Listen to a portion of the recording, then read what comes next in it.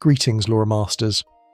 Tonight, our chronicle covers the strangest, oldest, and most magnificently dysfunctional family in all of Tamriel, the Daedric Princes, those vast intelligences who watch us from beyond the edges of the world, whispering deals into the ears of the desperate. Picture it.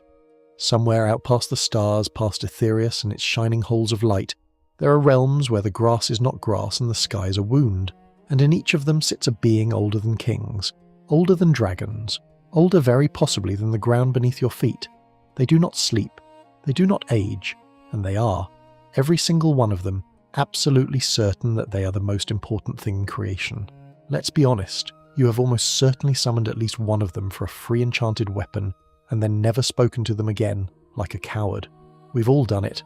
Molag Bal helped you murder a man in a house, and you took the mace and left without so much as a thank you note. So, before we get into it, please subscribe, and while you settle in, tell me down in the comments where in the world you're listening from, and what the clock says where you are. I love imagining the map of us scattered across time zones, all drifting off to the same quiet stories. Now, settle in, grab a cup of juice, water, or tea, and let's ease into tonight's journey together. Here is the first thing you never knew, and it's a good one, because it's the sort of question that sounds simple and then quietly falls apart in your hands. How many Daedric Princes are there? Ask a scholar in Cyrodiil and they'll answer without hesitation. 16.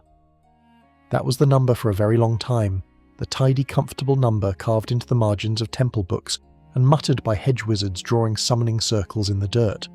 16 great princes, 16 spheres of influence, 16 realms of oblivion spinning out there in the dark. It has the reassuring weight of a fact. It is also, as it turns out, wrong, or at least gloriously incomplete. Because starting with the old records, the ones scholars trace back to the days of Daggerfall, a 17th name began surfacing in the marginalia, Jyggalag, the Prince of Order. A being so cold and so absolute that the very sound of his name makes other Daedra flinch, which we'll get to properly later, because his story deserves its own quiet hour. For now, just hold this in your mind. For most of recorded history, there were 16 princes that mortals could name and count, and one more they mostly couldn't. A 17th folded away where nobody was looking.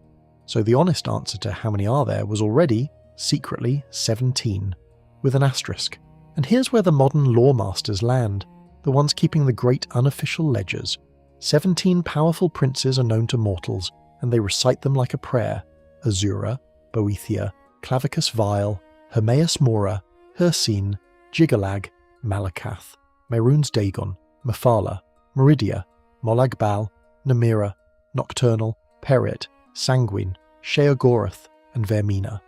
17. Say it 3 times and you'll have half of them memorized by morning. That's your core fact for tonight, the one carved deepest into the stone. 17 named princes, each with a sphere, each with a plane, each convinced the other 16 are amateurs. But, and you knew there was a but, there is always a but where the Daedra are concerned, that number has a crack running right through it, and the crack has a name most people have never heard. Ithelia. This is the obscure one, the tidbit that makes seasoned lore nerds sit up in the dark. There was, it turns out, another prince, Ithelia, the mistress of the untravelled road, the prince of paths, a Daedra whose sphere was fate itself, the ability to reach into destiny and reshape it, to take the road you were always going to walk and quietly swap it for another. And she was so dangerous, so fundamentally threatening to the stability of reality, that the other princes did something almost unthinkable. They erased her, not banished her, not imprisoned her, though they did that too, but reached into the memory of every living thing in creation and scrubbed her out. The gods forgot her, mortals forgot her, the Daedra forgot her. For untold ages there was a prince-shaped hole in the world, and not one being alive could tell you what was missing. Only Hermaeus Mora, the great hoarder of forbidden knowledge, kept his memory of her intact. Because of course he did. The tentacled librarian never met a secret he'd willingly let go of. So think about what that does to our tidy little count. Was she always there, unnamed, in that 16? Should the number really be 18? Or does a prince nobody is permitted to remember simply not count, the way a tree falling in an empty forest supposedly makes no sound? You can feel the ground getting soft under you, can't you? That's the Daedra doing what they do best. The moment you think you've pinned one fact to the wall, it turns out the wall was a curtain and there's another room behind it. And this is where the community, bless them, the sleepless souls who argue about this at 3 a.m, really goes to war. Because the debate isn't just 16 or 17 or 18, it cuts deeper than that. There's a long-running theory, whispered by heretics and one very charismatic cult leader named Manka Cameron, that Lorcan himself, the trickster spirit who convinced the gods to build the mortal world and then had his heart torn out for the trouble, was secretly a Daedric prince all along. It has never been confirmed. It probably never will be. But if it were true, the whole framework wobbles, because it would mean the line between the Daedra, the ancestor gods who made the world, and the Daedra, the ones who refused, was never as clean as the priest would like. Some fans take it further still and argue the number is fundamentally unknowable, that princes can be born, cursed, split, forgotten and mantled, and that trying to count them is like trying to count the waves. Every time you're sure of the total, one of them changes shape, or eats another one, or gets remembered back into existence, which, if you've been paying attention, is not hypothetical. We already know one prince who used to be a different prince entirely, cursed into a second self. We already know one who was a god before a rival swallowed him whole. We know one who was erased and then unerased. The Daedra don't hold still long enough to be tallied, and honestly they'd find our attempts to do so a little insulting, as though something as vast and eternal as Hermaeus Mora could ever be reduced to a checkmark on a list beside 16 of his siblings. So the real answer to tonight's first question isn't a number at all, it's a shrug wearing a crown. There are 17 you can name, one you were never meant to, and at least one heretical whisper that the count was rigged from the beginning. And the beautiful, unsettling truth is that this is exactly how the princes want it. Uncertainty is their native soil. A thing that can be counted can be understood, and a thing that can be understood can be resisted. And the last thing any of these ancient, jealous, endlessly scheming intelligences want is to be understood. They would much rather remain a rumour with teeth, a shape in the corner of your eye, a deal you're not quite sure you should take. They are watching, of course.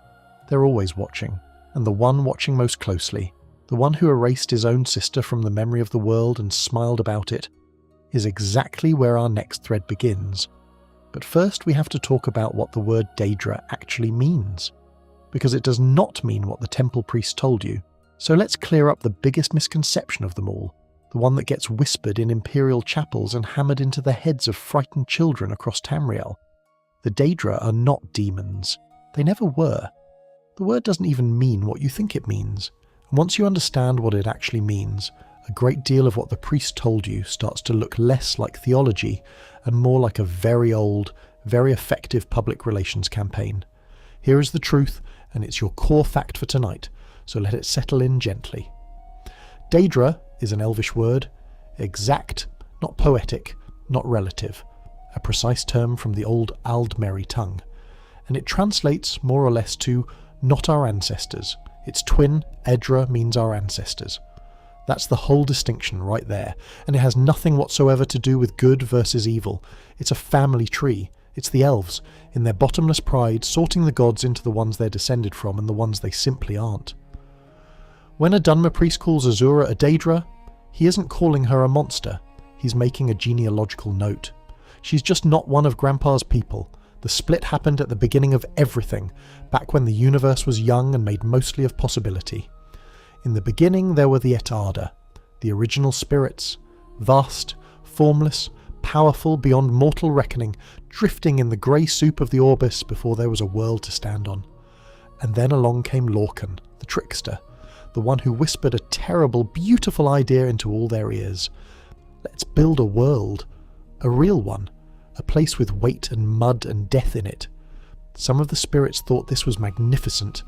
Others thought it was the single stupidest thing they'd ever heard, and honestly, given how it turned out for the ones who said yes, they may have had a point, because building the world was not free. The spirits who agreed, the ones who poured themselves into the making of Mundus, who bled their power out into the rocks and the rivers and the sky, those became the Daedra, and they gave up so much of themselves in the process that they were left faded, diminished, half asleep. They became the bones of the earth itself, bound to the world they'd made, so distant from us now that your odds of ever actually meeting one are essentially nil. The Daedra don't answer prayers with a knock at the door. They're the reason the ground holds you up. That's the job now. The other spirits, the clever ones, the selfish ones, the ones who folded their arms and said, "Absolutely not, I'm keeping my power, thank you." Those became the Daedra. And here's the exquisite irony. By refusing to sacrifice anything, they kept everything. They retained their full strength, their full will, their full and frankly exhausting personalities. They went off and made their own private realms in the churning chaos of Oblivion, Apocrypha's endless libraries, Hircine's eternal forests, the shivering isles. But they made them the way you decorate a house, not the way a mother gives up her life for a child. They never cut the cord. Which is exactly why, to this very day, a Daedric Prince can reach into our world and offer you a cursed axe, while the Daedra can barely manage a sunrise. Now here is your obscure tidbit, and it's the one that reframes the whole picture. There's a phrase the lore masters use. The Daedra represent stasis, and the Daedra represent change. That's the real divide. Not good and evil, permanence and transformation. And it comes with a catch that most people never think about. Because they gave themselves to the world, the Daedra can be killed. It has happened. Witness Lorcan, whose heart was torn from his chest for the crime of talking everyone into this mess. Witness the moons overhead, which some say are his rotting divine corpse hanging in the sky, a warning to anyone else who fancies themselves a revolutionary. The Daedra bleed, the Daedra die, the Daedra do not. You cannot kill a Daedric Prince. It is not possible. You can banish one, swing your enchanted blade, break their form, scatter them screaming back into the void, but they simply reform, reincarnate, come oozing back out of the dark like nothing happened, dusting themselves off and remembering your face.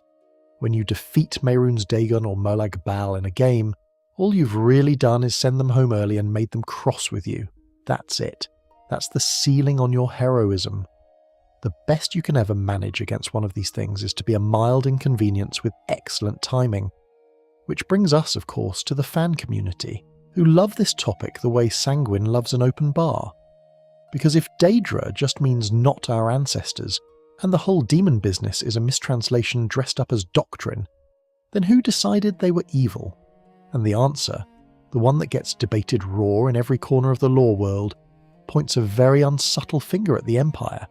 The Cyrodiilic religion, the 9 divines, the whole tidy pantheon of good gods and bad demons, that's an imperial framework, a political one. It's a lot easier to rule a continent if you can tell your subjects that your gods are the real gods, and the other lot are hellspawn to be feared and shunned. Meanwhile, over in Morrowind, the Dunmer were quietly building an entire noble civilization around worshipping 3 of these supposed demons as their most beloved patrons. Same beings, completely different label. It rather depends on who's writing the history, doesn't it? And the theories go deeper and darker still. There's a heretical strand of belief, the sort of thing that gets books banned and scholars quietly disappeared, which flips the whole story on its head. It claims the Daedra, the good ancestor gods, were actually the thieves, that they stole the mortal world from its rightful maker and deliberately severed us from our own divine spark, trapping us here so that they alone could pose as the only exit, the only path back to heaven. In that telling, the Daedra aren't the villains at all. They're the ones who refuse to participate in the Great Con. It's almost certainly not the official truth, whatever that would even mean in a universe this slippery. But that's the thing about the Elder Scrolls. There is no narrator you can fully trust, no single voice that isn't grinding some ancient axe. Every holy book was written by someone with an agenda, mortal or otherwise. So the next time you see one of these beings snarling on a shrine wreathed in menace, remember what you actually know. You're not looking at a demon, you're looking at a spirit who was too proud to die for the world, who kept all its terrible power for itself, and who has been meddling in mortal affairs out of pure eternal boredom ever since. It's not that they're evil, exactly. It's that they're free, utterly, dangerously free, in a way nothing bound to the earth could ever be, and freedom on that scale, without a single consequence that can truly touch you, tends to curdle into something a mortal mind reads as cruelty. They can change anything, they can create nothing, they cannot die, and they remember, individually, every single soul who ever summoned them and then wandered off with the loot. Sleep on that one for a moment. Somewhere out in the dark, 16, or 17 or 18, impossibly old intelligences are keeping ledgers, and your name might just be in one of them. But of all of them, there's one who keeps the most complete ledger of all. One who doesn't just remember the deals, but remembers everything. Every secret, every buried truth, every fact the world was supposed to forget, including the existence of a sister nobody else can recall. It's time we opened the Black Book and met the librarian himself. Though we'll circle back to him properly later, because first, the strangest transformation in all of Oblivion is waiting. The prince who was cursed into becoming his own opposite. Imagine being the most feared thing in all of creation. Imagine your power growing so vast, so absolute, that beings who cannot die begin to sweat. That was Jyggalag once, the Daedric Prince of order, of logic, of perfect crystalline merciless structure. His sphere was deduction itself, and his was a mind that did not merely think but calculated, grinding through possibility the way a mill grinds grain. And here is the thing about Jyggalag that ought to send a small cold shiver down your spine as you lie there in the dark.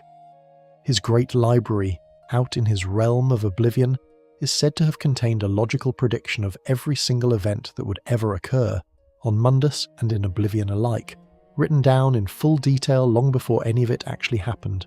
Every choice you will ever make, every war, every birth, every quiet death, all of it catalogued in advance by a being for whom the future was simply a very long equation he'd already finished solving. His realm of perfect order began to expand across the seas of Oblivion, swallowing chaos, imposing structure, spreading outward like frost creeping across a window. And the other princes looked at this ceaseless, colourless, unstoppable advance, this tide that would eventually reach their own doors and freeze their own beautiful madness solid. And for the first and perhaps only time in their entire squabbling eternal history, they agreed on something. They agreed that Jyggalag had to be stopped. So they did the unthinkable. They united. All of them, setting aside their endless grudges, combining their powers against their too successful sibling, and they cursed him. Not to death. You'll recall from earlier that killing a prince simply isn't on the menu, but as something far crueler than death. They cursed him to become the living incarnation of the one thing he hated most in all the universe. They cursed the Prince of Order to become the Prince of Madness. They turned Jyggalag into Sheogorath. That is your core fact tonight, and take a moment to really feel the shape of it. The cheerful, cane-twirling, cheese-obsessed mad god, the one who hands you the wubberjack and cackles while you turn a chicken into a giant and back again, is not a separate being. He is a punishment. He is a cage made of absurdity, built specifically to imprison the most rigid mind that ever existed. Every joke Sheogorath tells is a torture. Every whimsical, nonsensical, delightful bit of chaos he generates is the exact opposite of everything Jyggalag was, forced upon him forever by his own jealous family. The lightest, funniest prince in the whole roster is, underneath, the site of the most vicious act of cruelty the Daedra ever committed. There's a joke in there somewhere about family reunions, but honestly it hits a little too close to home for most of us.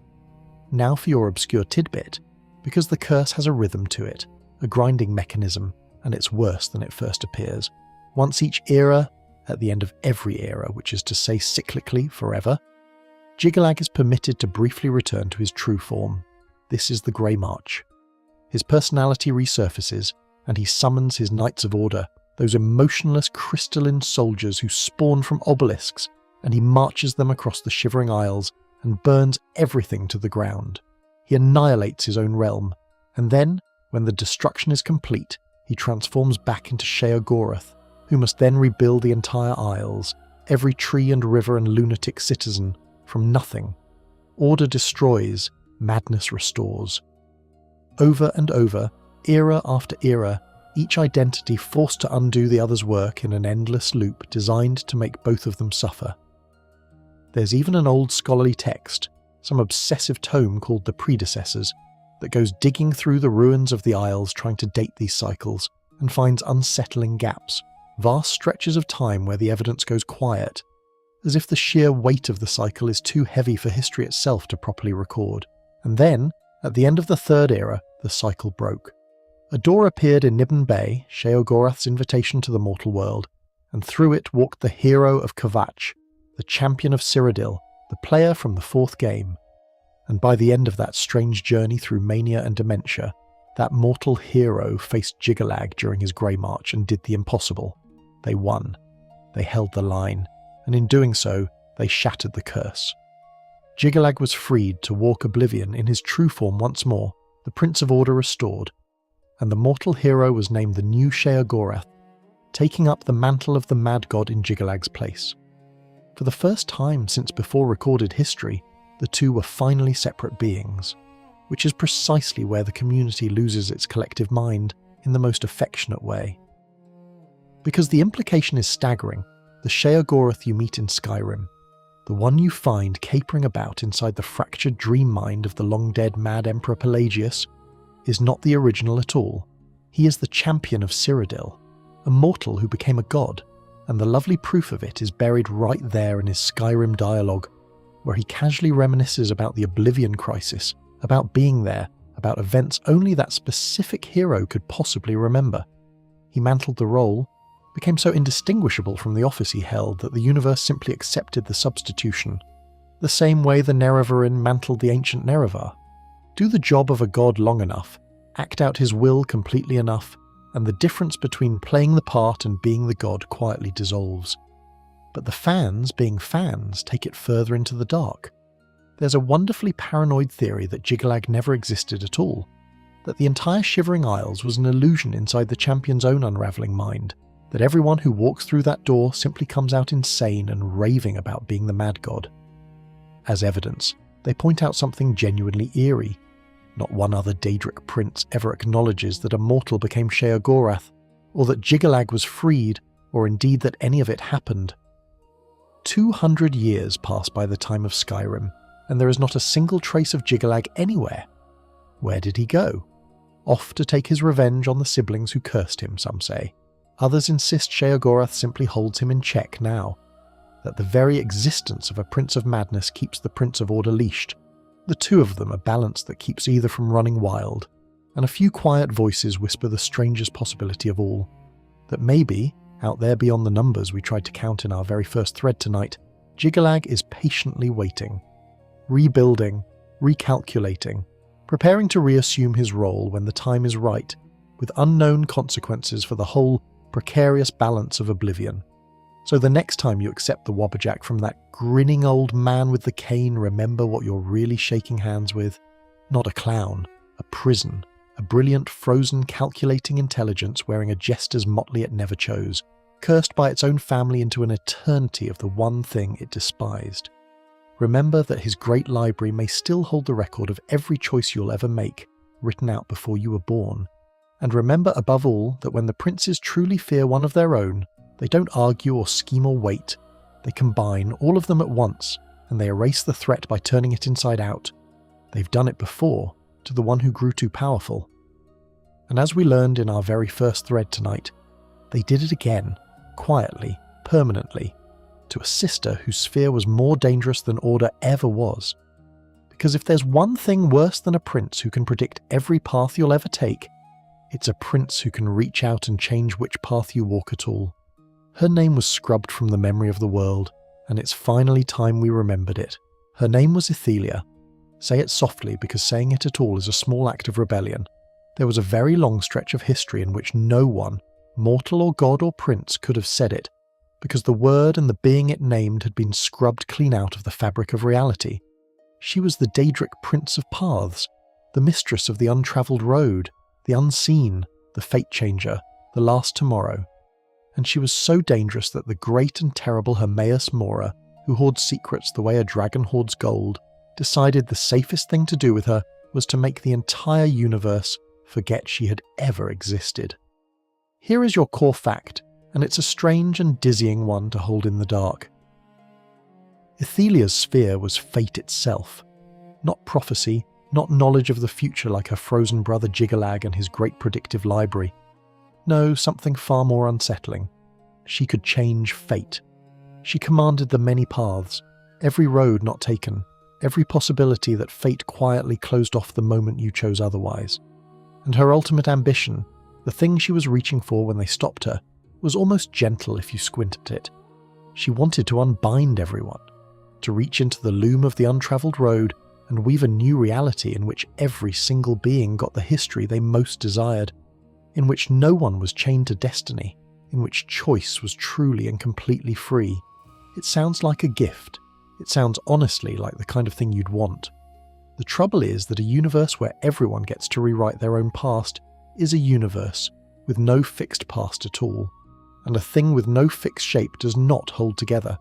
It comes apart at the seams, and Hermaeus Mora saw exactly that. The tentacled librarian, for all his menace, foresaw that Ithelia's meddling with the threads of fate would splinter the many paths, tear rips in reality, and multiply those rips until every last thing that ever was simply unravelled into nothing. So he did what the princes do when they're truly afraid. You'll remember this pattern from Jyggalag. He built a coalition. Mora, in alliance with 3 other princes, moved against her.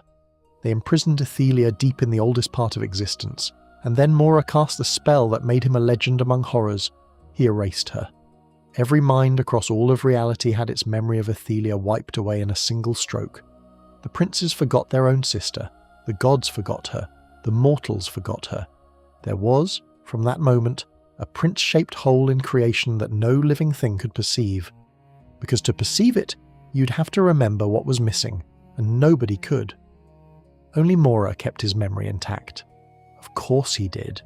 A secret is only truly yours if you're the only one who knows it. And Mora was not about to give up the greatest secret he'd ever buried.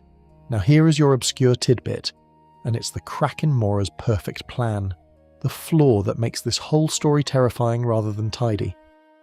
Ithelia left behind a contingency, a single loyal servant, a Dremora named Torvasad, who was somehow beyond even the prince's perception, a being no Daedra could detect, not even Mora. And Torvasad carried within him a compulsion, a seed planted by Ithelia before her fall, that would one day drive him to go digging for his own erased memories, which he did. Aided quietly by 2 other princes with grudges of their own, Periite and Vermina, the Pestilence Lord and the Nightmare Weaver, whom we'll meet later tonight, Torvasad recovered the memory of his mistress. And here is the horror at the heart of it. The mere act of remembering her began to bring her back. When Torvasad found her prison at last, the cell was empty and the walls were broken. Remembering Ithelia was enough to free her. You cannot cage a thing by forgetting it, if the forgetting can be undone, and forgetting, it turns out, always can. Once free, Ithelia's return began warping the world. A whole region of Cyrodiil's Gold Coast, the West Weald, buckling as a vast alien jungle erupted across it. Her cult, the Recollection, spreading her influence, reality itself starting to fray at the edges. And when she finally seized the loom and drank in the full power of the many paths, she was overwhelmed by it. She became what Mora had feared all along. The last tomorrow, the destroyer of reality, tearing open rips that would have grown and multiplied until they swallowed everything. She even turned on Mora himself, invading Apocrypha, draining the librarian's own power, trying to build her lost realm of Miramor over the ruins of his endless library. A prince eating another prince's world. The family holidays in Oblivion must be something to behold. In the end, it took a mortal, the player, the vestige of that long-ago age, armed with a mirror of truth to end it. Confronted with her own reflection, Ithelia had a sudden moment of terrible clarity. She remembered that she too had once foreseen exactly this, had known before her imprisonment that she would become a threat to all reality. She had known, and she had done it anyway, and then forgotten in the confusion of her own erasure. Given that clarity, she chose to surrender. She renounced her power. And rather than risk it ever returning, she collaborated with Hermaeus Mora, her jailer, her erasing sister, to open a pathway into a dead reality with no magic, no Daedra, no magicka at all, a place where her power could never take root. She walked in. The path was severed behind her forever, and then Mora, ever the completionist, cast his spell one final time and erased her from the memory of all creation once more, leaving behind only false recollections of a Dremora's scheme, so that no one would ever again go looking for the Prince of Paths, which is precisely where the fan community catches its breath, because this is the newest and freshest piece of lore in our whole chronicle tonight. She was only revealed to the world in the year 2024, and the debates are still white hot. First, the counting problem we opened the evening with. Is Ithelia the 18th prince? Does a being erased twice from all memory even belong on the list? Second, and louder still, is she a loaded gun aimed at the future? Whispers run through every corner of the lore world that a prince whose entire sphere is changing fate and rewriting reality would make a rather convenient antagonist for a certain long-awaited 6th game. And Bethesda has a habit of planting seeds like this and letting them grow for years before the harvest. And third, the deepest question of all, the one that echoes back to what we learned about the very nature of these beings: can a Daedric prince actually change? Ithelia's own servant claimed the Daedra are eternal and unchanging, yet Sheogorath, that cursed jester, insisted that everything changes, especially Daedric princes. Ithelia looked into a mirror and chose, against her own nature, to stop. Was that real growth, or just one more path fate had already woven for her, an ending she was always doomed to walk? But maybe the thing to sit with, as you drift, is simpler and stranger than any of that. Twice now, the most knowledgeable being in existence has tried to solve a problem by making the whole universe forget. And twice, forgetting has failed. Because the moment one single mind remembers, one loyal servant, one buried compulsion, one secret Mora couldn't quite bury deep enough, the forgotten thing comes flooding back, prison walls and all. There is a lesson in there, whispered from the oldest dark. You cannot unknow a thing by pretending it was never known. Some paths, once glimpsed, can never be fully closed again. And the being who tried hardest to close them, who remembers every secret, keeps every ledger, and would very much like to add your memories to his shelves, has been lurking at the edge of every thread tonight, patient as a spider. It's finally time we stepped into his endless library and paid the price of a little forbidden knowledge. Wait, no, not yet. First, there's an older cruelty to reckon with, and a prince whose gift to the world was the very first drop of vampire blood. Of all the princes, none is quite so purely, cheerfully awful as Molag Bal. The others have their spheres, their little domains of change, madness, secrets, the hunt. Molag Bal's sphere is domination, enslavement, the absolute crushing of one will beneath another. He is the god of schemes, the harvester of souls, the lord of brutality, and he collects a truly staggering number of unpleasant nicknames, most of which I won't say aloud while you're trying to fall asleep. His realm is Cold Harbour, a bleak, freezing, lightless mockery of our own world. Imagine someone built a copy of Nirn out of ashen despair and soul gems stacked to the horizon, then let the fires go out. That's home for him, and it's said, by those brave enough to whisper it, that the god of schemes has genuinely appalling hygiene and reeks of rotting flesh, though nobody has ever been foolish enough to mention it to his face. Even cosmic tyrants, it seems, could use a bath and a candid friend.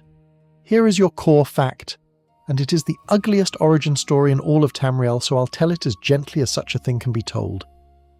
Molag Bal created the first vampire, not through a spell, not through a ritual gone wrong, through an act of deliberate, hateful cruelty aimed squarely at another god. You see, Molag Bal despised Arche, the gentle deity who governs the cycle of life and death, who guides souls from one to the other in their proper turn. Arche was proud of his sphere, and Molag Bal wanted nothing more than to defile it, to make a mockery of the sacred order of living and dying. So he came down into a young and dangerous Tamriel, walking in the shape of a man, and he found a Nedic woman, Lame Beolfag, a devout priestess of Arche, pure of heart and body, and he violated her savagely and without love, and when he was done he shed a single droplet of his blood upon her brow, and left her broken in the dirt to die. Her screams, the old book says, did not simply fade, they became the shrieking winds, those thin wailing gusts that still howl through certain winding fjords of Skyrim to this day. So the next time you're crossing some lonely frozen pass and the wind rises to a keening cry that raises the hair on your neck, know that you may be hearing the oldest wound in the world, still echoing across the centuries. Sleep tight. Nomads found her, took her in, tried to nurse her back to health, and for a fortnight it seemed she might live, but the droplet was already working in her, and within 2 weeks she passed into death. Her rescuers, believing her simply gone, built her a funeral pyre and set it alight. And as the flames climbed, Lemay Bael Fag rose from the fire. She was not Lemay the priestess anymore. She was the blood matron, the first pure blood vampire, the first daughter of Cold Harbour. And in a frenzy of the very cruelty that had been visited upon her, she fell upon the kind nomads who had tried to save her and slaughtered them all. Purity, violated deeply enough, inverts completely. That was Molag Bal's true masterpiece, not the monster he made, but the goodness he twisted into her making. Now here is your obscure tidbit, and it's the part that turns a horror story into something closer to a tragedy, and honestly the most fascinating thing about the whole grim tale. Lemay did not stay Molag Bal's creature. As she came back to her senses after the massacre, horrified at what she'd become, she prayed to Arkay, her old god, begging for help, for release, for anything. And Arkay did not answer. Her own deity, whose sphere had been desecrated through her body, turned away and left her in the dark. And so Lemay, betrayed by the monster who made her, and abandoned by the god she'd served, cursed both their names and swore to undermine the pair of them wherever she could. She became an enemy of Molag Bal himself. And she discovered something extraordinary along the way, that as her curse spread, as more and more drank from her and became her children, she did not weaken and thin out. She grew stronger. Her power multiplied with every new vampire in the world. The prince built a weapon to spite a god, and the weapon turned around and declared war on its own maker. There's a lesson in there about the perils of creating something that can think for itself. But I suspect Molag Bal was too busy scheming to take notes. You meet the fruit of all this directly in Skyrim, of course, though most players never connect the dots. Those pure-blood vampires of the Volkihar clan you hunt, or join in the Dawnguard chapter, Serana and her mother Valerica, are daughters of Cold Harbour in their own right, women who survived Molag Bal's horrific ritual, which cults still perform on the 20th of Evening Star, his sacred day, offering up women in an ordeal that few live through. And if you've ever wandered into that abandoned house in Malacath and found yourself starving a captured priest at the command of a voice in the walls, congratulations! You are doing chores for Molag Bal personally, earning his mace one small cruelty at a time. He does so love to make you do the domination yourself. It's more satisfying for him that way. Which is where the community sharpens its fangs and starts arguing, because the obvious question is, was Lemay really the first vampire? The very first, anywhere, ever? And the honest answer is a beautifully murky, it depends who you ask. Lemay is the progenitor of one great bloodline, the source of countless vampire strains that trace back to her. But Tamriel is lousy with vampires who came from entirely different bargains, other pacts sealed with Molag Bal, other curses with other origins entirely. The Tribunal Temple over in Morrowind teaches its own version of events. Some scholars insist she's simply the first recorded, not the first full stop, and so a favourite pastime among lore fans is untangling the vampire family tree, arguing over which clans descend from Cold Harbour and which crawled up from somewhere else, and whether the whole tidy Molag Bal invented vampirism story is itself just one propaganda-soaked account among many. When your sources are ancient religious texts written by rival cults, the truth tends to have a lot of asterisks. But the deepest debate, the one that lingers, isn't about bloodlines at all. It's about what Molag Bal actually is. Because notice what he really wanted here. Not blood, not death for its own sake. Domination. The total inversion of another being's will and nature. The transformation of the pure into its own opposite. All as a message aimed at a rival god. Everything Molag Bal does, from the blood matron to his grand scheme in ages past to drag the entire mortal world down into Cold Harbour and chain it there forever, comes back to that single hungry impulse. To own, to possess, to make everything that lives bend the knee. Some fans argue that makes him the most straightforwardly evil prince of them all. No tricks, no lessons, no misunderstood nobility, just pure appetite for control. Others point out that even his greatest weapon rebelled, that Lemay proved you cannot truly dominate a soul forever, that something in even the most broken victim eventually rises from the pyre and turns to face its maker. And maybe that's the quiet comfort to carry down into sleep tonight, out of a story with precious little of it. The god of domination has never actually managed to dominate anything completely. His first and finest creation spat his blood back at him and swore vengeance. Every chained thing, given time enough, strains against its chain. Even in Cold Harbour, even under the coldest and cruelest will in all of Oblivion, the pyre still burns, and something still rises. But if Molag Bal turned a mortal into a monster, our next prince is a monster who used to be a god, swallowed whole by a rival and reborn as something entirely new, with an entire race of people spilling out of the transformation. Now here is a story that ought to be impossible, given everything we established earlier tonight. Remember the rule? The Daedra, the ancestor gods who built the world, can die, but the Daedra cannot. The two are separate categories, fixed and exact. Except once, in the deep mythic dark before history was written down, one of the mightiest Daedra who ever existed was dragged across that line and turned into a Daedric Prince. Not killed, transformed. And the process was so strange and so humiliating that an entire people were born out of it, blinking and grey-skinned, wondering what on Nirn had just happened to them. Here is your core fact, and settle in because it's a good one. Long ago there was an Daedra named Trinimac, and Trinimac was not some minor spirit. He was, by most accounts, the single strongest of all the Daedra, the champion of the High Elven Pantheon, so beloved that in many places he was worshipped even more fervently than Auriel, the elven king of the gods himself. He was Auriel's greatest knight, the paragon, the warrior, the shape-taker. And if you want a measure of just how mighty this being was, consider this. It was Trinimac in the ancient wars who personally subdued Lorcan, the trickster who talked everyone into building the world, pinned him down before an army, and tore the beating heart out of his chest.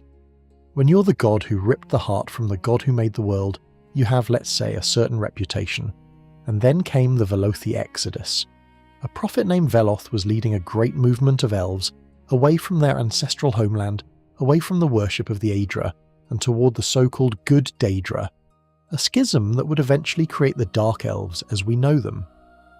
And the mastermind whispering behind that whole movement was the Daedric Prince Boethiah, prince of plots and deceit, whom we'll meet properly a little later.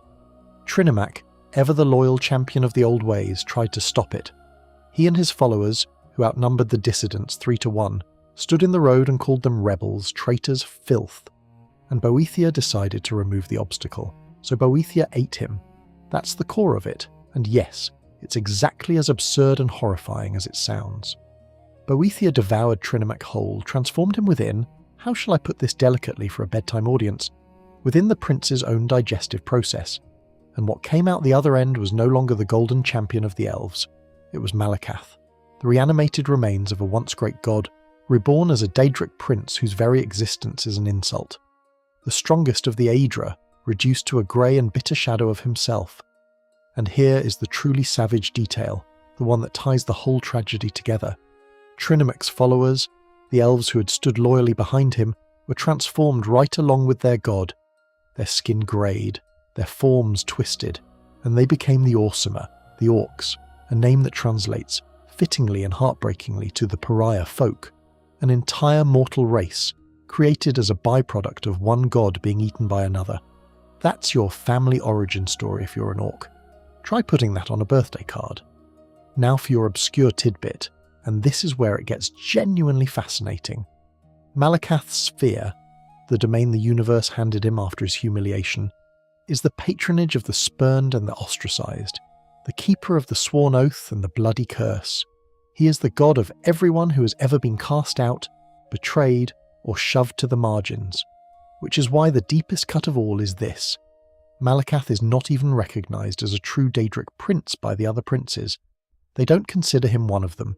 He's an outsider among outsiders, a pariah god of the pariah folk standing at the edge of the family portrait while his so-called siblings pretend they can't see him. It is, in a bleak way, perfect. The prince of the rejected is himself rejected. And it goes deeper still. The mad poet god Vivek, in his cryptic sermons, described Boethiah as having worn the skin of Trinimac to trick and cleanse the wayward, and cited the whole grisly business as one of the glorious secret walking ways toward godhood. So depending on which holy madman you believe, Trinimac's devouring wasn't just a murder, it was a sacred act of transformation, a rung on the ladder to true divinity. The Elder Scrolls will do that to you. One text's atrocity is, another text's enlightenment. And oh, does the community feast on this one? You can practically hear them arguing across the ages, because the central burning question is simple. Is Trinimac actually gone? The Dunmer say yes, absolutely, definitively. The Golden Champion was digested, done, and all that's left is Malacath. But that's a Dunmer telling, isn't it? And the Dunmer descend from the very people Boethiah led away. Some sharp-eyed lawmasters point out that this myth is suspiciously convenient, a single story that manages to humiliate two entire rival peoples at once. It tells the High Elves their greatest hero was weak enough to be swallowed by a Daedra, and it tells the Orcs their patron god is, and I quote the crude version freely thrown around by fans, essentially divine excrement. Two enemies insulted with one legend. Whoever wrote that was either a genius or held a grudge, and possibly both. And the Orcs themselves have never universally accepted it. The official position taken by the great Orc kings of Orsinium, proud Kurog and later Gortwog, is that Trinimac still lives, that he never died at all, and that Malacath is an impostor, a liar wearing a dead god story to keep the Orsimer downtrodden and under his thumb. In the wider world there are cultists who worship Trinimac directly, in his old golden aspect, and who reportedly still receive holy power from him, which would be a neat trick for a god who supposedly ceased to exist eons ago. Some believe the two are genuinely separate beings.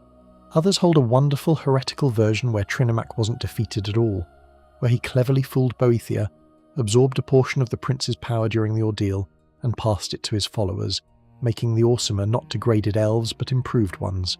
In that telling, the Orcs aren't a curse, they're an upgrade with a bad reputation. So which is it?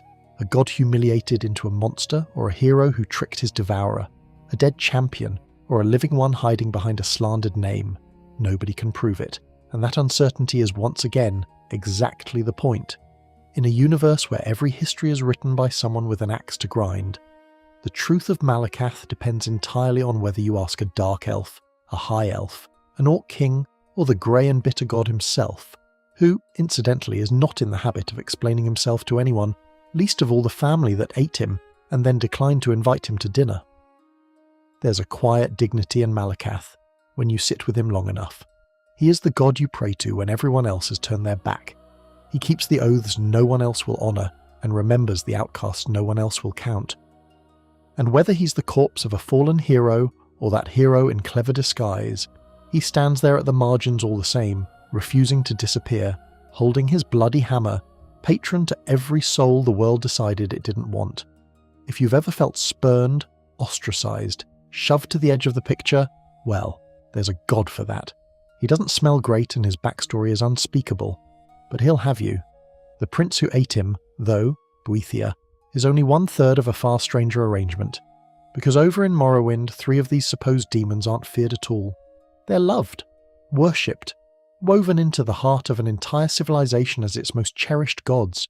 It's time we crossed the Ashen Border into the Dunmer's world and met the Daedra they call good. The Ashen Border into Morrowind can wait one more moment, because we've kept someone waiting far longer than is wise. 3 times tonight already his shadow has fallen across our story.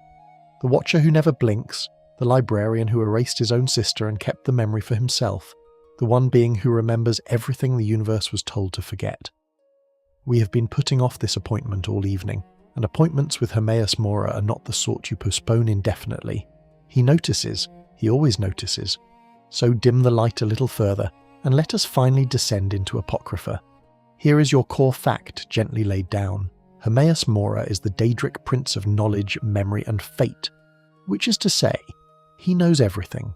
Everything that has ever happened, everything that is happening now, and, most unnervingly, everything that is going to happen, including the precise moment you'll finally drift off to sleep tonight. His realm is Apocrypha, and it is not a place of fire or torment like Cold Harbour. It is worse, in its way. It is an endless library. Picture a sea of thick black oil stretching to every horizon under a sick green sky, greasy tentacles sliding beneath the waves and rising out of that ocean, vast cathedrals of crumbling stone and iron, their shelves crammed floor to impossible ceiling with books. every book, every scroll, every secret ever written or thought or feared, stacked in spiraling towers that climb forever into the murk. All the forbidden knowledge in creation, hoarded in one drowning library. And presiding over it, when he chooses to appear, is Mora himself. Not a figure, not a face, but a writhing mass of eyeballs and black tentacles, a thing your mind refuses to hold in focus. He is the wretched abyss, and he would very much like to add you to his collection. You have almost certainly met him, whether you realised it or not. If you've ever crept into Septimus Cygnus's frozen outpost north of Winterhold, chasing that strange Dwemer puzzle box, and eventually walked away with the Ogma Infinium, that ancient tome that pours the wisdom of the ages straight into your skull and levels up your skills in a single reading, then you've done Mora's bidding. That book was written by Xerxes, the scribe of the elven gods, and it belongs to Mora, and the instant you finish reading it, it dissolves out of your hands and drifts back to Apocrypha, because knowledge like that is only ever loaned, never given. And here's a lovely little real-world wink buried in it. The runic wheel on its second page is lifted straight from a genuine Icelandic magical sigil, the Vegvisir, the old symbol meant to keep a traveller from losing their way.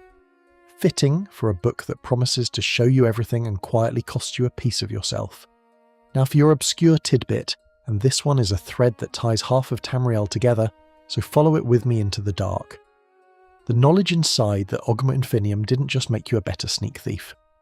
In ages past, that same forbidden wisdom passed from Mora's tentacles down a long and terrible chain, and eventually it was used to write another book entirely, the Mysterium Xerxes, the Black Scripture of Mehrunes Dagon, the very text that a mad cult leader used to tear open the gates of Oblivion and nearly end the world in the fourth game. Sit with that for a moment. The librarians hoarded secrets, leaking out one deal at a time, quietly armed the apocalypse. Mora doesn't destroy anything himself. He'd never be so crude.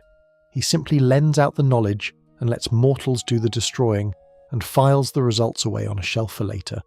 Every catastrophe in history has, somewhere in its roots, a little of Apocrypha's ink, but the truest measure of Hermaeus Mora is the price, because knowledge, in his hands, is never free, and the cruelest part is that it's usually not you who pays it. If you played the Dragonborn chapter out on the island of Solstheim, you'll remember the terrible bargain at its heart. To defeat the first Dragonborn, Miraak, you needed the final word of a shout, and Mora would only surrender it in exchange for the ancient secrets of the Skarl, a proud people who had guarded their knowledge from him for generations. Their wise old shaman, Storn Cragstrider, agreed to open the Black Book himself, to give Mora what he wanted, to save his people from Miraak's shadow. And Mora reached into the old man's mind and simply ripped the knowledge out of him, killing him where he stood, while his daughter screamed for him to stop. That was the deal. That was the price of your victory. An old man's life and a people's hoarded wisdom extracted like a tooth, and Mora didn't so much as change his tone. And then, having used Miraak to bait you, and you to be rid of Miraak, he killed his old champion too, right in front of you, and named you the new one. Miraak harboured fantasies of rebellion against me, he said. Learn from his example. A job offer and a death threat in a single breath. Truly, he's a wonderful boss, which brings us at last to the community, and to the theory that will keep you staring at the ceiling if you let it. Because notice the shape of what just happened. Miraak was Mora's servant. Miraak grew powerful, learned too much, and tried to break free. And Mora let him, because Mora had already foreseen a replacement. You, and now you are the champion, powerful, learning too much, walking the exact path Miraak walked. So the fans ask the obvious chilling question, are you next? Is the last Dragonborn simply the newest name in a cycle that has no end? Serve, grow, rebel, be replaced, be filed away, with some future hero already being groomed in Apocrypha's stacks to one day cut you down the way you cut down Miraak? Mora told you himself, in that flat and patient voice, your free will is an illusion. I will be in your mind. It's the kind of line that lands differently at 2 a.m, and the deepest fans go stranger still, into the meta, where the Elder Scrolls loves to hide. Because think about what Mora actually is. A being who exists outside the story, who knows every event before it happens, who has read every book including, perhaps, the one you're living inside. Some argue Mora sits closest of all the princes to the fourth wall, that a god whose whole sphere is knowing everything is really a mirror held up to the one entity who genuinely does know everything about this world. The player. The reader. You, lying there in the dark, who could at any moment close the black book and walk away, and who keeps choosing not to. Mora would understand that impulse perfectly. The lure of Apocrypha, he'd say. It always calls you back. So here is the quiet, unsettling truth to carry with you as we finally leave the drowning library behind. Of all the princes we've met tonight, the domineering, the mad, the devoured, Hermaeus Mora may be the only one who has already won. He doesn't need to conquer you or curse you or drag you into his realm by force. He only needs to make you curious, to dangle one more secret, one more page, one more forbidden thing worth knowing, and wait. Because he knows, with the serene certainty of a being who has read the ending, that a mind hungry enough for knowledge will always, always open the book. He erased a prince from all of existence and kept the memory as a keepsake. He armed an apocalypse and shelved the receipt. And he is, right now, somewhere out past the green sky, patient as the tide, entirely content to wait for you. Close the book, come back up out of the black water, because we've lingered long enough in the places where the Daedra are feared, and now it's time to cross that ashen border at last, into a land where 3 of these supposed demons are not dreaded at all, but loved. Where mothers whisper their names as blessings, where an entire grey-skinned civilization built its whole soul around gods the rest of Tamriel calls monsters. Cross the ashen border now into the grey volcanic heartland of Morrowind, and everything you thought you learned tonight quietly turns itself inside out. Because here, among the Dunmer, the dark elves, with their ember-red eyes and their bruise-grey skin, the Daedra are not monsters lurking at the edge of the world. 3 of them are family, household gods, names a Dunmer grandmother murmurs over a cradle like a blessing. Out in the rest of Tamriel, these same beings are shrieked about from imperial pulpits, but in the Ashlands they are simply, warmly, the good Daedra. Here is your core fact, and it pays off something we touched on hours ago, back when we were untangling what Daedra even means. The Dunmer divide the princes into 2 camps. On one side stand the 3 good Daedra, Azura, Boethiah, and Mephala, the beloved ancestor gods who shepherded this people through their earliest and most desperate days. And on the other side loom the 4 corners of the House of Troubles, the bad Daedra, Molag Bal, Malacath, Mehrunes Dagon, and Sheogorath. And here's the delightful part. You've already met almost all of them tonight. The domination god who made the first vampire the devoured champion turned pariah, the mad god who was once the god of order. 3 of the 4 corners of the Dunmer's private hell are princes we've already spent our evening with. The 4th, Mehrunes Dagon, is waiting just a little further down the road, so when a Dunmer priest warns you about the House of Troubles, understand, he's warning you about half our guest list. Now, the 3 good ones. Let's meet them properly, because each shaped the very soul of this grey-skinned people. Azura first, because she is the gentlest thing we'll touch all night. She is the twilight, the prince of dusk and dawn, of the soft magic that lives in the moment between light and dark. She taught the Chimere how to become a people apart, distinct from their haughty, high-elf cousins. She is genuinely, sincerely benevolent, a rarity so vanishingly rare among the princes that fans will tell you, without irony, that Azura is the one god in all of Tamriel you can actually trust to have your back. If you've ever climbed to her great shrine on the mountaintop in Skyrim, or cleansed her star into a reusable soul gem, you've knelt before the only prince who might, on a good day, deserve the incense. Then there is Boethiah, and here you'll recognise an old friend, because yes, this is the very same prince who ate Trinimac whole and, as you'll recall, gave us the Orcs as the leftovers. Boethiah is the prince of plots, of deceit, conspiracy, and the unlawful overthrow of authority. The original god ancestor of the Chimera, sometimes called the God King of Morrowind, who taught this fledgling people philosophy and magic, and crucially, how to seize power and hold it. Boethiah does not sound very good, does he? Hold that thought. It's about to become the whole point. And finally, Mephala, the web spinner, the spider god, manifold, androgynous, ever-shifting, spinning her threads through everything. Her sphere is sex, secrets, lies, and murder, and when the Chimera were a small and hunted people surrounded by enemies, it was Mephala who taught them to survive by killing quietly, in the dark without ever being seen. She and Boethiah together wove the clan structures that grew into the great noble houses of Morrowind, and it was Mephala who founded the Morag Tong, the legendary guild of assassins whose sacred temple-sanctioned business is murder for hire. Your beloved good goddess runs the Killers' Union, wonderful people to build a religion around. Now here is your obscure tidbit, and it's a genuine piece of theological sleight of hand. For a long stretch of history, the Dunmer did not worship these three directly. They worshipped the Tribunal, three mortal heroes named Almalexia, Sotha Sil, and Vivek, who ascended to actual godhood by tapping into the stolen heart of a dead god beneath Red Mountain.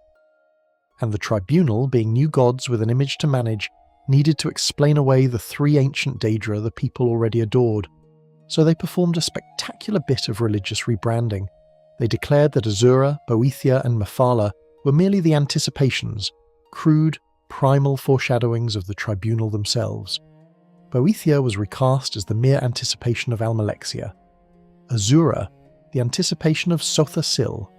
Mephala, the anticipation of Vivek, as if these timeless princes were just rough drafts, warm-up acts for the real gods who'd finally arrived. It's an astonishing power move when you think about it. Imagine telling an entire nation that the gods their ancestors loved were basically your own opening band, and Azura, being Azura, never accepted it for a second. Her worship survived out among the nomadic Ashlanders, the Dunmer who refused the Tribunal story, keeping her flame alive in the wastes while the cities bowed to the false three. And then the Tribunal fell.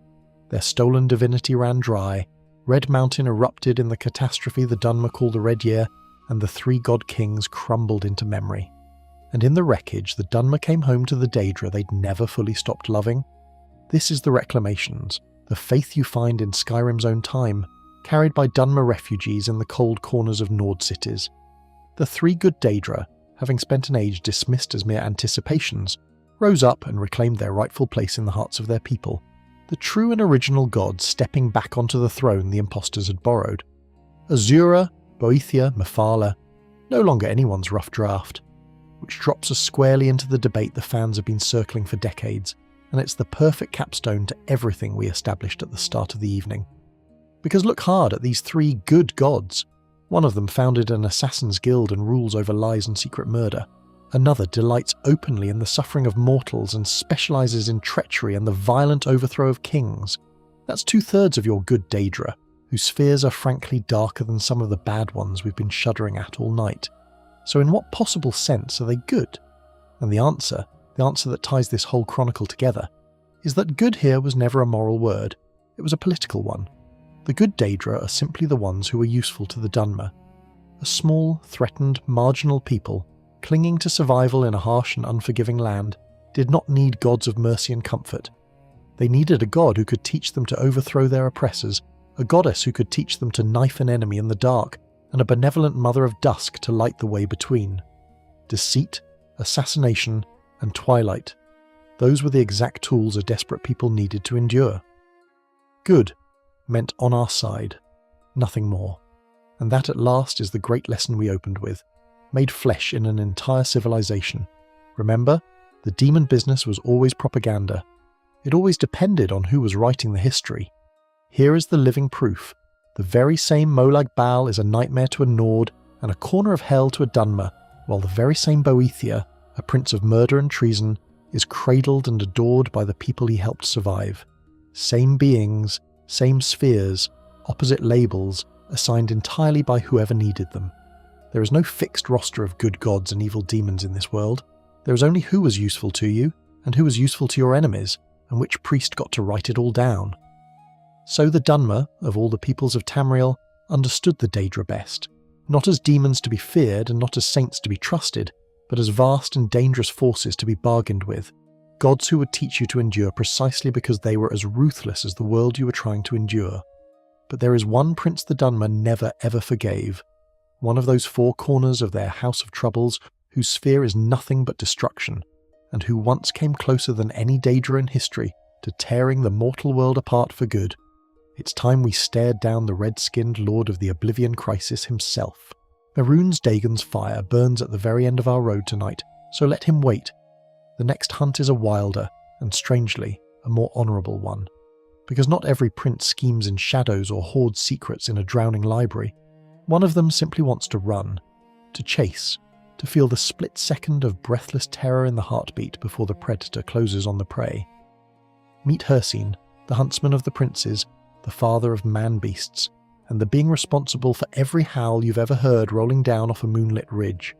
Here is your core fact, and it's the one that connects Hircine to your own adventures more directly than almost any prince we've met. Hircine created lycanthropy. Every werewolf in all of Tamriel and werebears, and the werelions, wereboars, werevultures, were crocodiles, and yes, even the weresharks that lurk in the deeper lore, all of them trace back to him. He is the patron and progenitor of the man-beasts, the source of the beast blood, the god who first taught mortal flesh to tear itself open and reshape into something with claws. And notice the lovely symmetry with an earlier thread tonight. Molag Bal gave the world its first vampire out of spite for a rival god, and Hircine gave the world its first werewolf out of pure love of the chase. The two great curses of Tamriel, born of the two most opposite impulses, one from cruelty, one from sport. It's no accident that vampires and werewolves so despise each other. Their makers could not be less alike. Hircine's realm is the hunting grounds, not a drowning library, not a frozen mockery of Nirn, but an endless primal forest under a hunter's sky, where the chase goes on forever and the game is always afoot. And here is where it turns from adventure into something you'll want to think hard about before you make certain choices in your own travels, because every mortal afflicted with Hircine's gift, when they die, does not go to their people's paradise, they go to the hunting grounds, forever, to run and hunt alongside the huntsman for all eternity. If you've played the Companion's questline up in Whiterun, that proud warrior fellowship in Jorvaska, whose secret inner circle are all werewolves, you'll remember the quiet dread beneath it. Codlac Whitemane, the old harbinger, didn't want the beast blood. Not because he feared the wolf, but because he did not want to spend his death hunting for Hircine's amusement. He wanted Sovngarde, the honoured hall of his ancestors, and to reach it, he needed to be cured. That's the price of the gift nobody mentions when they offer it to you. The wolf follows you past the grave. Now for your obscure tidbit, and this one loops right back to a story we told earlier. Hircine has a strange gap in his history. He simply isn't mentioned in the earliest records of Nirn. The oldest histories don't know him, and so a faction of scholars has floated a genuinely destabilising theory, that Hircine was not one of the original Daedric Princes at all. That, like Malacath, remember the devoured champion, the pariah god who isn't quite recognised by his peers, Hircine may be a later thing, a spawn or an offshoot, a prince who came into being after the others rather than at the dawn of everything. Now, most lore masters push back hard on this, and for good reason. Lycanthropy already existed deep in the Merethic era, long ago enough to make Hircine plenty ancient. But the whisper lingers, and it's a delicious one, because it means two of the princes on our list tonight might be latecomers to a family that pretends to be eternal and unchanging. The roster we tried so hard to count in our very first thread gets shakier the closer you look. It always does. But here is what truly sets Hircine apart from every grasping, scheming, cruel prince we've met, and it's the thing his devotees love him for. Hircine is honourable, genuinely, reliably honourable, which among the Daedra is roughly as common as a warm day in Winterhold. He hunts for sport, yes, and his sport is often the sacrifice of mortals, which is nobody's idea of gentle, but he plays by a code. He gives the prey a real chance, and if the hunted turns the tables, if you, the quarry, manage to outrun, outfight, and best the huntsman at his own game, Hircine does not sulk, does not curse you, does not seek petty vengeance. He honours you for it. He praises the prey that becomes the hunter. When the Nerevarine was captured in the Great Blood Moon hunt on the island of Solstheim, dragged into Hircine's contest and forced to fight through his hounds and then face an aspect of the prince himself, beating him earned not wrath, but respect. Try beating Molag Bal or Mehrunes Dagon and see how gracious they are about it. Hircine is the closest thing the Daedra have to a good sport, a god who genuinely believes the point of the game is the game. He comes to Mundus once each era for his great hunt, the Blood Moon Prophecy, the Scarl of Solstheim Dread, when the huntsman crosses into our world and looses his werewolf hounds upon the land, and the hunters and the hunted trade places under a red moon.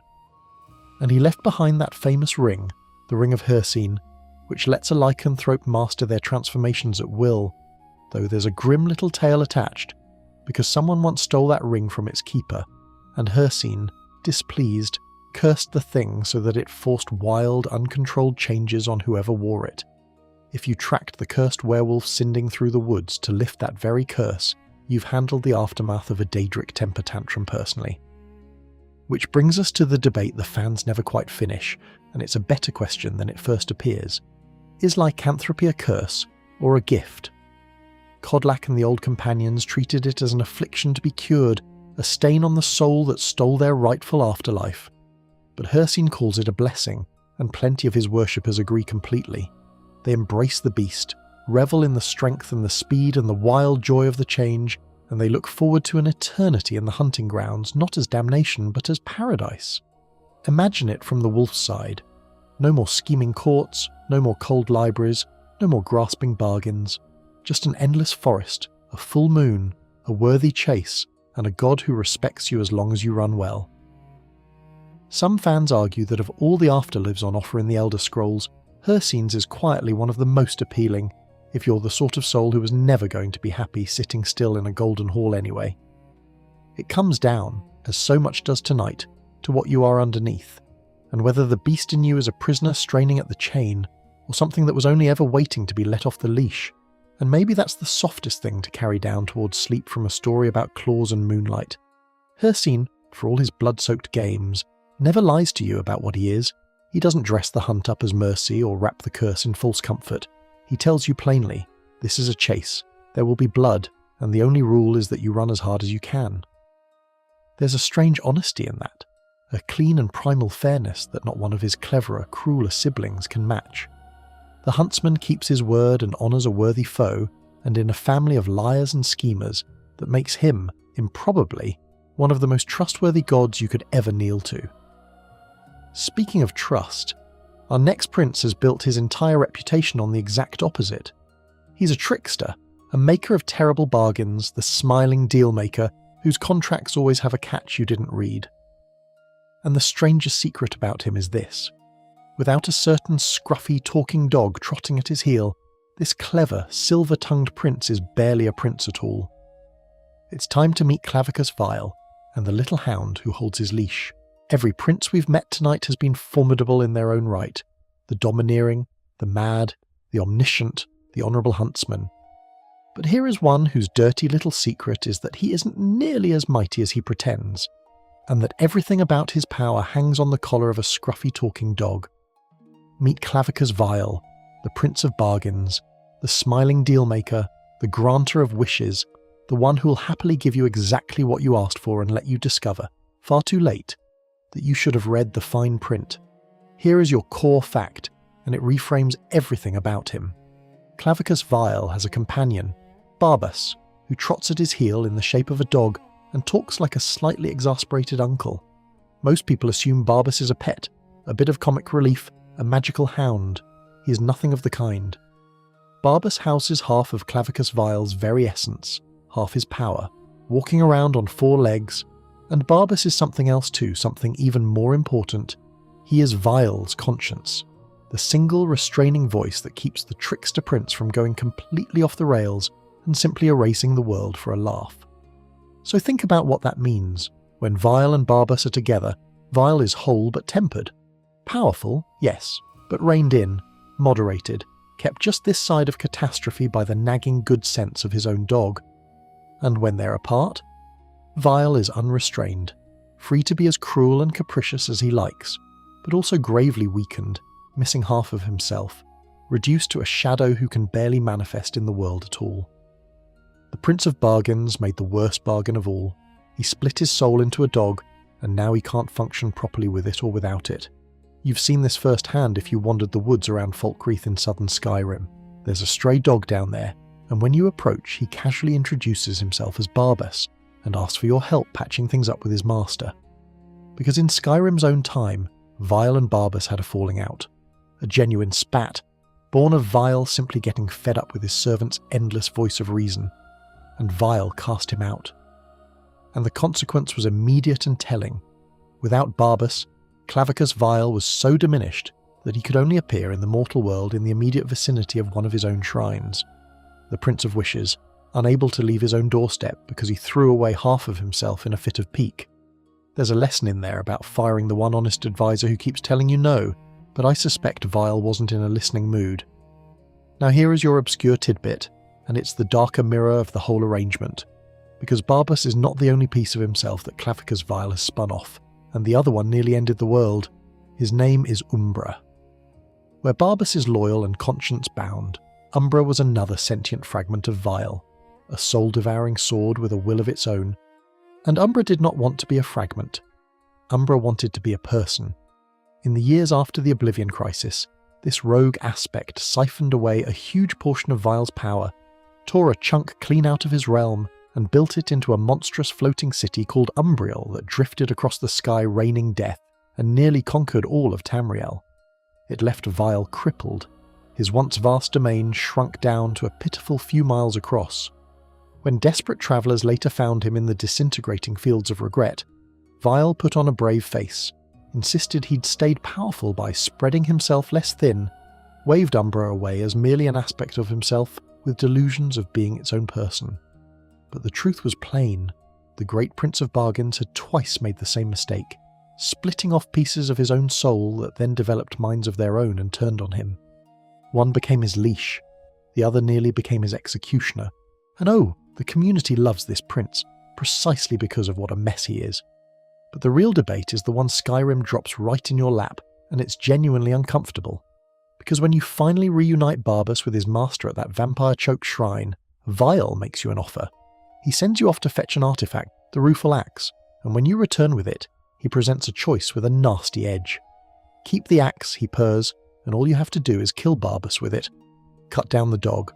Let Vile absorb the fragment back and reclaim his full, unrestrained power, free at last of that tiresome moralizing voice, or hand the axe over, reunite them properly, and take his ceremonial mask instead. Do you see what he's actually asking? He's inviting you to help him murder his own conscience, to make him whole and terrible in one stroke, by killing the only thing that keeps him from snapping his fingers, and, as he cheerfully admits elsewhere, ending Skyrim's entire civil war by simply killing every single person in Skyrim. That's Vile's idea of conflict resolution, and the fans have argued for well over a decade over which choice is right, which reward is better, and what it says about you that the game lets you do it at all. Though here's the wrinkle that takes the weight off and ties back to the very rules we laid down at the start of the night. You can't actually kill Barbas. Not really. He's a Daedra, and Daedra, as we established hours ago, cannot be permanently killed, only banished, only sent home for a while. Vile knows this perfectly well. Strike Barbas down with the rueful axe and Vile shrugs and remarks that the dog will be back in a century or so. So even the trickster's most sinister-sounding bargain is, underneath, just another bit of theatre. Nobody truly dies. The conscience returns eventually. It's all a game to him. The deals, the wishes, the fine print, the loyal dog he keeps casting out and taking back. Clavicus Vile is not in the end the most powerful prince, nor the cruelest, nor the cleverest. He's something stranger. A god who is his own worst enemy, forever undone by the pieces of himself he can't help splitting off. And that gives him an unexpectedly human shape, doesn't it? Here is a being who wants what he wants, right now, with none of the restraint that wisdom would impose, and who keeps trying to cut away the part of himself that says wait, think, don't. Barbas is the voice we all carry, the one that talks us out of the wish we'd regret, and Vile spends eternity trying to be rid of it and then discovering he's helpless and hollow without it. There's something almost sympathetic in that, if you squint through the malice. The Prince of Bargains cannot make peace with his own better nature, so he leashes it to a dog and argues with it down the centuries. So the next time you're tempted by a deal that sounds too good, a wish granted, a prize offered, a bargain with no visible cost, remember Clavicus Vile and remember his dog. Remember that the cost is always there, written small at the bottom, and that the smiling face offering you exactly what you asked for is the same face that handed a grieving father an axe and called it a cure. Read the fine print, pet the dog, and never ever wish for something in the presence of a prince who profits from your regret. Because for all his mischief, Clavicus Vile never actually wanted to destroy anything. That was never his sphere. But the next prince we meet wants nothing else. where Vile deals and tricks and spins himself into knots, this one arrives with 4 arms, a great fiery blade, and a single simple purpose: to burn it all down. He tore open the gates of Oblivion and marched an army of Daedra into the streets of the Imperial City, and he has, in a very real sense, ended the world before. The Red Star is rising. It's time to face Mehrunes Dagon. The Red Star is rising, and the sky over the Imperial City is tearing open.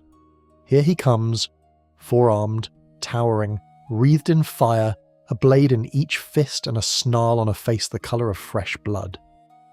Mehrunes Dagon, the Prince of Destruction, Revolution, and Ambition. The one Daedra who did not content himself with meddling from the shadows or bargaining for the occasional soul. He wanted the whole world, and on one terrible day, he very nearly took it. Here is your core fact, and it's the reason Dagon looms so large in the memory of every mortal in Tamriel. He is the author of the Oblivion Crisis, the single closest any Daedric prince has ever come to conquering the mortal world outright. You know the shape of it if you've touched the 4th game at all. The Emperor Uriel Septim murdered in the sewers beneath his own city. The Amulet of Kings stolen. The sacred dragonfires, which for ages had kept the barrier between our world and Oblivion sealed tight, snuffed out. And with that covenant broken, the sky ruptured. Great flaming gates to Oblivion yawned open all across the land, and out of them poured legions of lesser Daedra. From the Deadlands, Dagon's own realm, a hellscape of lava seas and collapsed black towers under a burning sky. Cyrodiil bled, Kvatch fell, and the whole desperate crisis ended only at the walls of the Imperial City, when Dagon himself, physically, bodily present, strode into our world in his full towering form and was cast back only by the direct intervention of a god, Akatosh, called down through the sacrifice of the last Septim heir. That's the scale of him. When Mehrunes Dagon shows up, it takes an actual dragon god to send him home. Now here is your obscure tidbit, and it pays off a promise I made you hours ago in a drowning library. Remember Hermaeus Mora and the Ogma Infinium, and how I told you that the librarians' hoarded knowledge leaked out one deal at a time and quietly armed the apocalypse? This is the apocalypse I meant. The Mythic Dawn, Dagon's fanatical cult, the ones who assassinated the Emperor, were founded on a black book called the Mysterium Xarxes, written by their mad prophet Mankar Cameron using wisdom that traced all the way back to Mora's endless shelves. So the whole Oblivion Crisis, every gate and every death has Apocrypha's ink somewhere in its roots. One prince hoards the knowledge, another prince weaponizes it, and mortals burn. That's how the Daedra work when they cooperate, which mercifully for us is almost never. And here is the second obscure jewel, the one that makes Dagon genuinely unusual. Most princes cannot physically enter our world. We established this early tonight. The Daedra reach into Mundus indirectly, through summoned avatars and mortal followers, whispering deals and lending artifacts because their full selves are bound to their own realms. But Dagon broke that rule. During the crisis he manifested his true, complete form on Nirn's own soil, in the heart of the Imperial City, something so rare it stunned the entire Pantheon. And here's what happened after, a detail most players never learn. The other Daedric princes were not impressed. They were appalled. Dagon had gone too far, drawn too much attention, brought the wrath of the Daedra down on all of them. And so, in the aftermath, it's whispered that every one of his siblings turned their backs on him. They forsook Mehrunes Dagon, stripped him of standing, left his cult without the sanctuary other Daedra worshippers might have found. It's the reason he's so strangely absent from the events of Skyrim. Reduced from the world-ending terror of one age to a diminished brooding god scraping together a handful of dream-summoned cultists in a buried temple. The princes did to Dagon what they did to Jyggalag and to Ithelia. When one of them becomes too great a liability, the family closes ranks and quietly erases his standing. It is the oldest pattern in Oblivion, and Dagon, for all his fire, was not immune to it. You've likely handled his signature weapon too if you dug through the museum in Dawnstar, Mehrunes' razor, a blade so wickedly enchanted it can slay very nearly anything in a single strike, instant death regardless of how mighty the target. After the Oblivion Crisis, a group called the Keepers of the Razor shattered it into 3 pieces and scattered them among their descendants, terrified of what a resurgent cult might do with it. And of course, by Skyrim's time the pieces drift back together in your hands, and Dagon himself offers to make it whole again, for the small price of a little murder naturally. It's always a little murder with these people. Which brings us to the debate the fans genuinely can't settle, and it's the deepest one we've circled all night. Is Mehrunes Dagon actually evil? It seems like an absurd question. He's the walking apocalypse, the four-armed conqueror, the foe of all mortal races. But look at his sphere again. Destruction, yes, but also change, revolution, energy, ambition. And cast your mind all the way back to what we learned about the very nature of the Daedra, that they are not gods of evil at all, but forces of change, in eternal opposition to the stasis of the Aedra. By that logic, Dagon isn't a villain. He's the purest expression of the entire Daedric principle. He is change itself, in its most violent and total form. The wildfire that clears the dead forest, the flood that carves the new valley, the revolution that topples the rotten throne. His cult certainly saw him that way. The mythic Dawn believed, with total conviction, that Dagon would sweep away this tired old world and usher in a glorious new mythic era in which he would reign. They even preached a beautiful heresy, that Tamriel itself is secretly just another plane of oblivion, one that rightfully belongs to Dagon, and that his invasions were never conquest at all but a landlord coming to reclaim what was always his. It's almost certainly false. But it's the kind of false that keeps lawmasters up at night, because in the Elder Scrolls, the line between delusional cultist and the only one who read the map correctly is thinner than anyone would like, and so you're left with a genuinely unsettling thought to carry down towards sleep.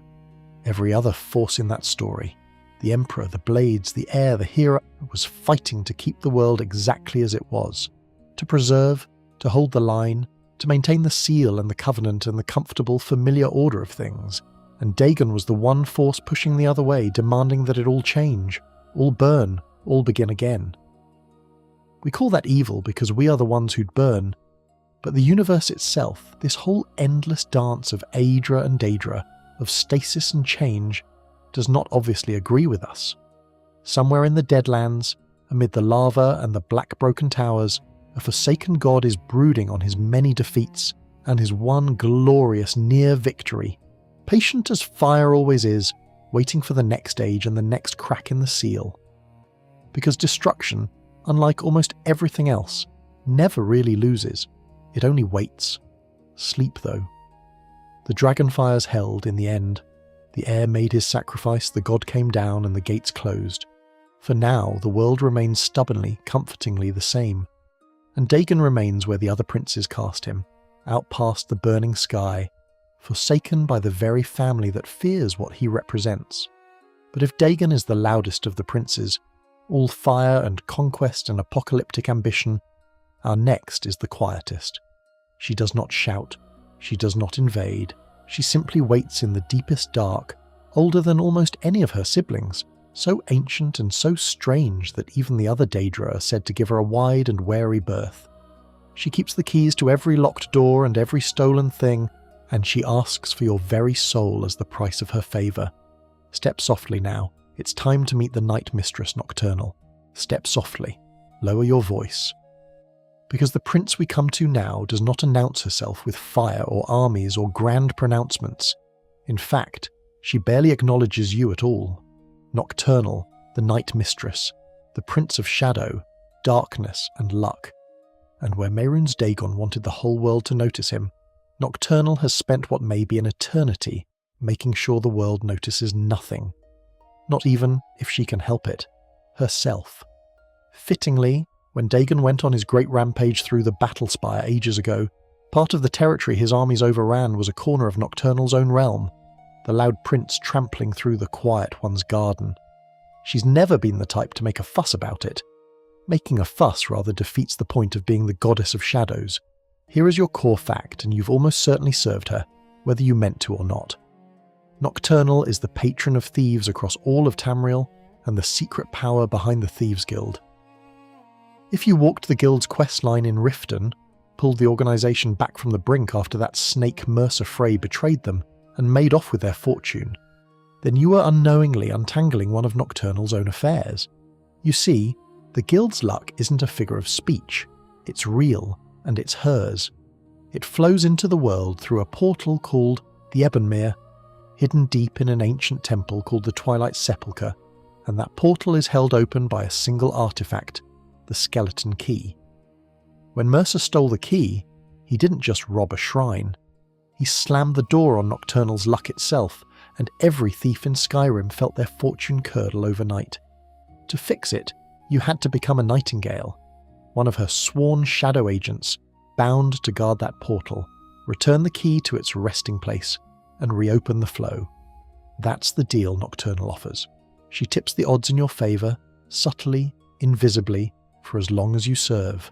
And her realm, the Evergloam, is the loveliest and eeriest bit of Oblivion we've toured tonight. A land of endless purple twilight, forests of long shadows, sunken crypts and crumbling towers, the cradle of shadow itself. It's said the Evergloam sits adjacent to every other reality at once, so close that you can almost glimpse it when you turn your head quickly in a dark room.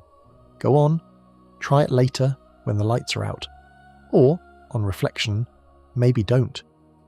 Now here is your obscure tidbit, and it is the reason even the other Daedra are said to give Nocturnal a wide and wary berth. She claims a title, Urdra, which means, roughly, the eldest and first of all the Daedra. Not merely old, the oldest. And she goes further still. Nocturnal claims that before there was Oblivion at all, before the princes carved out their realms, before Mundus was built, before the whole endless dance of creation began, there was only the void, the primal dark, and she was already there. Before Oblivion there was Nocturnal, her followers whisper. She calls herself a piece of that original void, a shard of the black nothing that preceded existence, which would make her not a prince like the others at all, but something older than the very concept of a prince, a fragment of the dark that everything else was born out of. And here's the part that gives the claim teeth. The other princes seem to accept it. The scholars of the Imperial Geographical Society note that nearly all the Daedra recognise her as the eldest.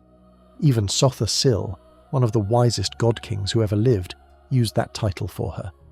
When the most ancient and secretive beings in creation defer to one of their own as the first among them, you begin to understand why thieves speak her name so carefully, and she is utterly magnificently indifferent to all of it. This is the strange, cold heart of Nocturnal that fans find so fascinating. Despite having one of the largest followings of any Daedric prince, she maintains no organised clergy, tolerates a handful of self-appointed priests without showing them the slightest favour, and appears to have no genuine interest in being worshipped whatsoever. When she finally appears to you at the climax of the guild questline, she greets you with an exquisitely bored little speech, musing that it's been years since she last set foot in your world, or perhaps only moments. She genuinely can't be bothered to keep track. That's mortal history to Nocturnal, a thing that may have taken years, indistinguishable from a blink. The eldest of the Daedra cannot even remember whether she was here yesterday or a decade ago, and she does not care to work it out for your benefit. There's something almost restful in that level of detachment, honestly. Most gods are desperate for your attention. Nocturnal would genuinely prefer you kept it down. But do not mistake her indifference for gentleness, because the fans have a sharp and uncomfortable debate about what it actually costs to serve her, and it echoes a pattern we've seen all night. When you become a Nightingale, you don't sign up for a career. You sign a contract that binds you for life and beyond. Because when a Nightingale dies, their soul does not go to any peaceful afterlife. It goes to the Evergloam to stand eternal guard over the Ebonmere as a Nightingale sentinel, serving Nocturnal in death for as long as she decides the debt remains unpaid, which could be forever, given her relationship with the passage of time. You meet one of these sentinels in the Twilight Sepulchre, Gallus, the murdered old guildmaster, still standing his post in the shadows years after his death, and when the lawmasters press on what exactly Nocturnal gains from all this eternal service, the answer the game gives is chillingly honest. It is, and I quote, a complete mystery. So the fans ask the same question they asked of Hircine's endless hunt and Molag Bal's daughters. Is this a blessing or a leash? You get luck in life and shadow magic at your fingertips, yes, but the price is your soul, conscripted into unending guard duty in a twilight realm for a mistress who can't be bothered to remember your name. Some think it's a fair trade for a thief who was always going to gamble with fate anyway. Others think the Nightingales are the most quietly exploited souls in all of Oblivion, and that Nocturnal's famous indifference is the coldest cruelty of them all.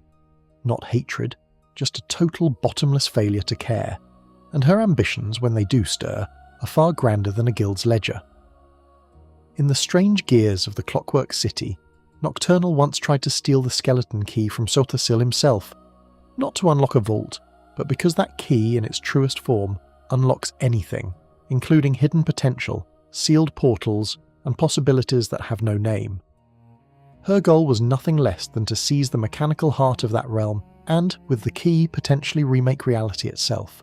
She was stopped and cast out, but sit with the implication. The aloof, bored goddess who can't remember what year it is, who waves off worship and pretends not to care about anything, quietly made a play to unlock and rewrite the fabric of existence. The quietest prince harbours one of the loudest ambitions of them all. She just has the patience, the eldest, most primal patience in creation, to wait for the right dark moment to reach for it. So that is Nocturnal, first of the Daedra, or so she claims and most agree, a shard of the void that came before everything. A goddess of luck who gives freely and collects your eternal soul in the fine print, and a mystery so complete that even her rewards come without explanation. She is the shadow you catch at the edge of your vision, the good fortune you can't quite account for, the door that opens when it shouldn't, and she asks almost nothing of you, until, one quiet day, she asks for everything. Though her claim to be the eldest is not uncontested, there is another prince, older in some tellings than Nocturnal herself, whose sphere is not shadow but something far more visceral, every rotting, crawling, revolting thing that the living instinctively recoil from. The ancient Khajiit gave the title of first and eldest to her, not to the Night Mistress.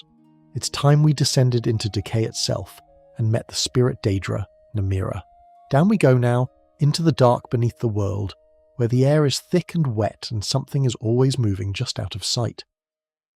Because Namira, the spirit Daedra, does not rule a realm of fire or twilight or drowning libraries. Her domain is every crawling, rotting, festering thing that your body recoils from before your mind even understands why.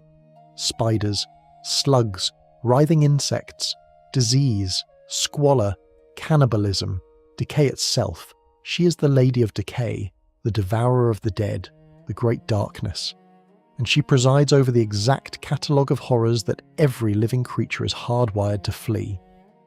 If you've ever felt your skin crawl at a mass of maggots, or a spider dropping onto your pillow, congratulations, you've felt Namira's touch, the instinctive revulsion that is her entire sphere.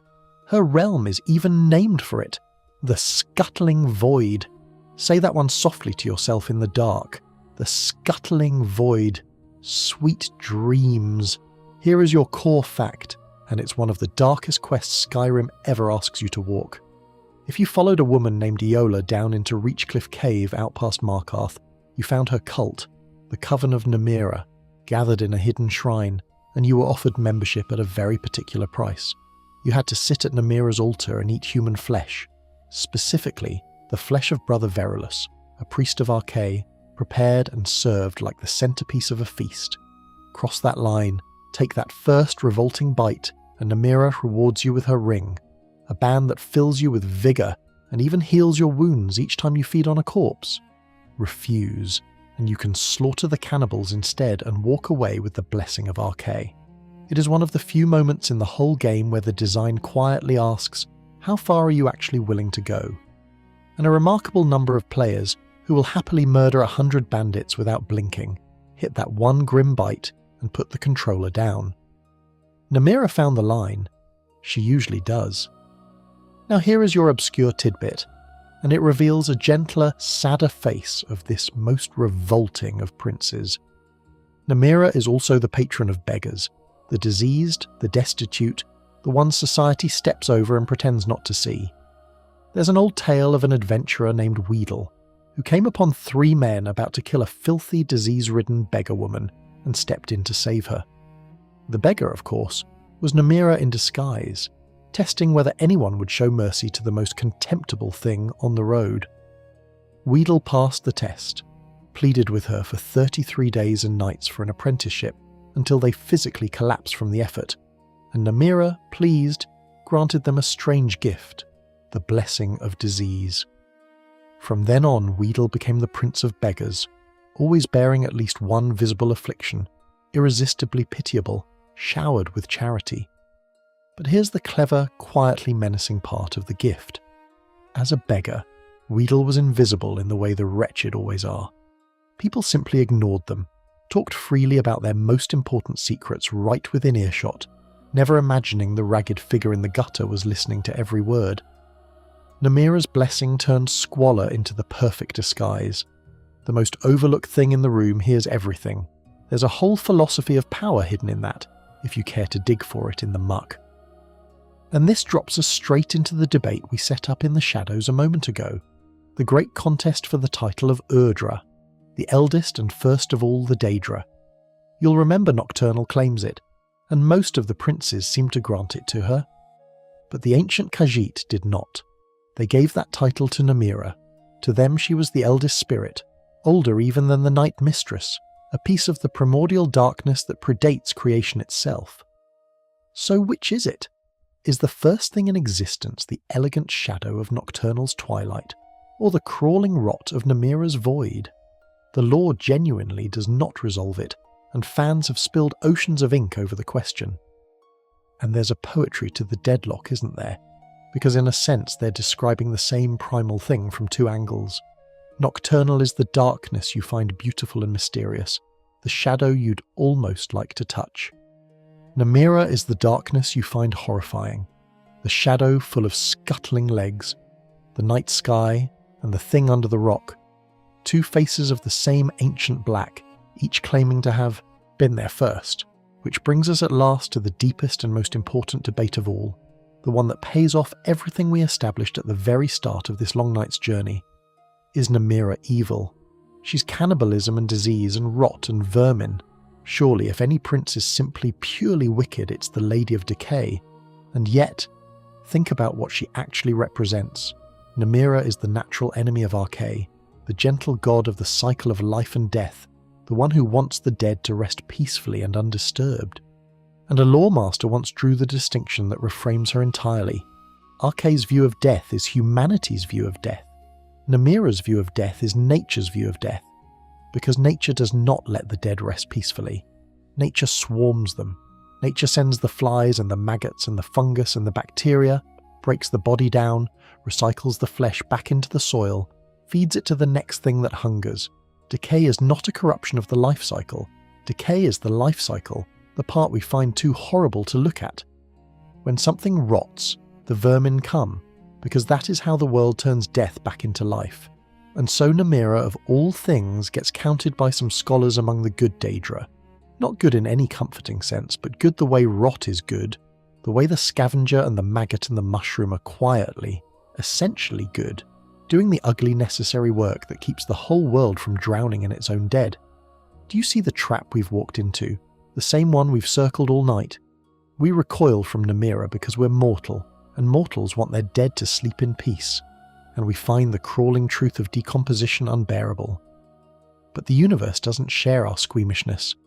The universe finds Namira not evil, but necessary. The composting darkness at the bottom of everything, without which nothing new could ever grow. She is the least loved and most instinctively hated of all the princes, and she may also be, in the cold accounting of nature, one of the most honest. She doesn't lie to you about what death is. She just shows you the part of it you'd rather not see, the part with the flies on it, and asks whether you have the stomach to look. So the next time your skin crawls, at the spider in the corner, the smell of something spoiled, the flies rising off the dead thing by the road, understand that you are feeling the touch of the eldest darkness, perhaps the first thing that ever was. Namira isn't asking you to love the rot. She knows you can't. She's only reminding you that it was here before you, and it will be here after you, patiently turning every ending back into a beginning in the scuttling dark beneath the beautiful world. There's a strange peace in that, if you can bear to find it. Everything decays, everything is recycled, nothing is truly wasted, not even you. But we've spent a long while now in the company of the great and terrible princes, the world-enders, the soul-collectors, the eldest darknesses, and it would be a mistake to close our count without turning to three that mortals love to laugh off. A drunken party god, a weaver of nightmares, and a plague lord so widely mocked that fans openly call him the weakest prince of them all. Underestimate them at your peril, though, because a prince you don't take seriously is a prince who's already halfway into your head. Pour yourself something and try to stay awake. It's time to meet the ones everybody dismisses. Pour yourself something if you like, Sanguine would insist. Because we begin our tour of the underestimated with the most cheerful monster in all of Oblivion. Sanguine, the Daedric Prince of debauchery, revelry, and every dark indulgence you pretend you don't enjoy. Wine, excess, sloth, greed, lust.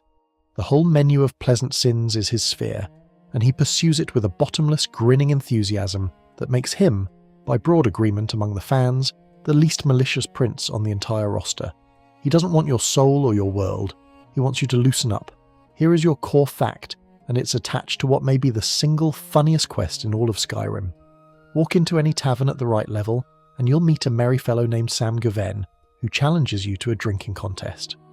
You should, of course, immediately suspect that a stranger buying you unlimited magical wine is not entirely on the level, but you won't, because you never do. You drink, you black out, and you wake up, head pounding, sprawled on the floor of a temple clear across the map in Malacath, with absolutely no memory of the night before, and a growing pile of evidence that you had, let's say, an eventful evening. Piecing together your own blackout rampage, the goat you sold, the wedding you apparently agreed to with a hagraven, the wizards you enraged, is the entire quest, and Sam naturally turns out to be Sanguine himself, delighted with the chaos you caused. He hands you the Sanguine Rose and wanders off to find the next mortal in need of a good time. That's his idea of a Daedric scheme: get you spectacularly drunk and watch what happens. Honestly, of all the bargains we've discussed tonight, his is the only one where the worst case outcome is a hangover and a funny story. But do not mistake harmless for weak, and this is where the fan community pushes back on the party god reputation. Because underneath the wine and the laughter, Sanguine is a full Daedric prince, ancient and vast, and there are whispers that his easy affability is itself a kind of mask, that a being who can conjure entire realms of endless revelry, the myriad realms of pleasure spinning out of his imagination, is far more powerful than his drunken uncle act lets on. The prince who asks nothing of you but a good time is also the prince you'd never think to be afraid of, and that, some argue, is exactly how he likes it. The one you don't take seriously is the one already pouring your next drink. From the warm haze of Sanguine's revels, though, we sink into something colder, the realm of dreams and the prince who poisons them. Vaermina, the weaver of nightmares. Her sphere is dreams, night terrors, and evil omens, and her realm is Quagmire, a place so hostile that every few minutes reality itself lurches and reshapes into something more horrifying than before, an endless escalation of dread with no floor at the bottom. And Vaermina does not simply cause bad dreams, she harvests them. She reaches into sleeping minds and steals memories, draining them away and leaving nightmares in their place, feeding on the terror she plants. Her artifact, the Skull of Corruption, does exactly this in your own hands, a staff that grows more powerful the more dreams you drain from sleeping people. Here is your core encounter with her, and it's a genuinely eerie one. The entire town of Dawnstar is trapped in a plague of endless nightmares, unable to find rest, and a gentle priest named Erandur leads you into the buried Nightcaller temple to end it. The catch is that Erandur used to be a priest of Vaermina himself, before he fled to a kinder faith, and at the quest's climax, as he prepares to destroy the Skull of Corruption and free the town, Vaermina's voice slithers into your ear, commanding you to cut him down and claim the skull for yourself. Kill the man trying to save Dawnstar, and the nightmare staff is yours. Let him finish, and you get nothing but his gratitude and his company. The fans have argued that quiet moral fork for years, but here is the obscure tidbit that reveals just how deceptively significant Vaermina truly is, and it reaches all the way back to the forgotten prince we met near the start of our night. Remember Ithelia, and how a loyal Dremora went digging for erased memories to free her? Vaermina was one of the princes tangled in that scheme. In fact, when Hermaeus Mora finally cast his great forgetting spell to erase Ithelia from all creation, he did it by shattering a statue of Vaermina, and Vaermina remained one of the vanishingly few beings who still remembered the Prince of Paths at all. The goddess of dreams keeps what everyone else forgets, Underestimate the one who governs memory and nightmare, and you've already lost the part of you she wanted. And now the one everybody dismisses, truly, openly, by name. Peryite, the Taskmaster, the Lord of Pestilence. Fans and scholars alike routinely call him the single weakest of all the Daedric Princes, the one who almost never bothers to appear before mortals, so obscure that he's often described, with affection, as the janitor of Oblivion. His sphere is disease and plague, but also, curiously, order.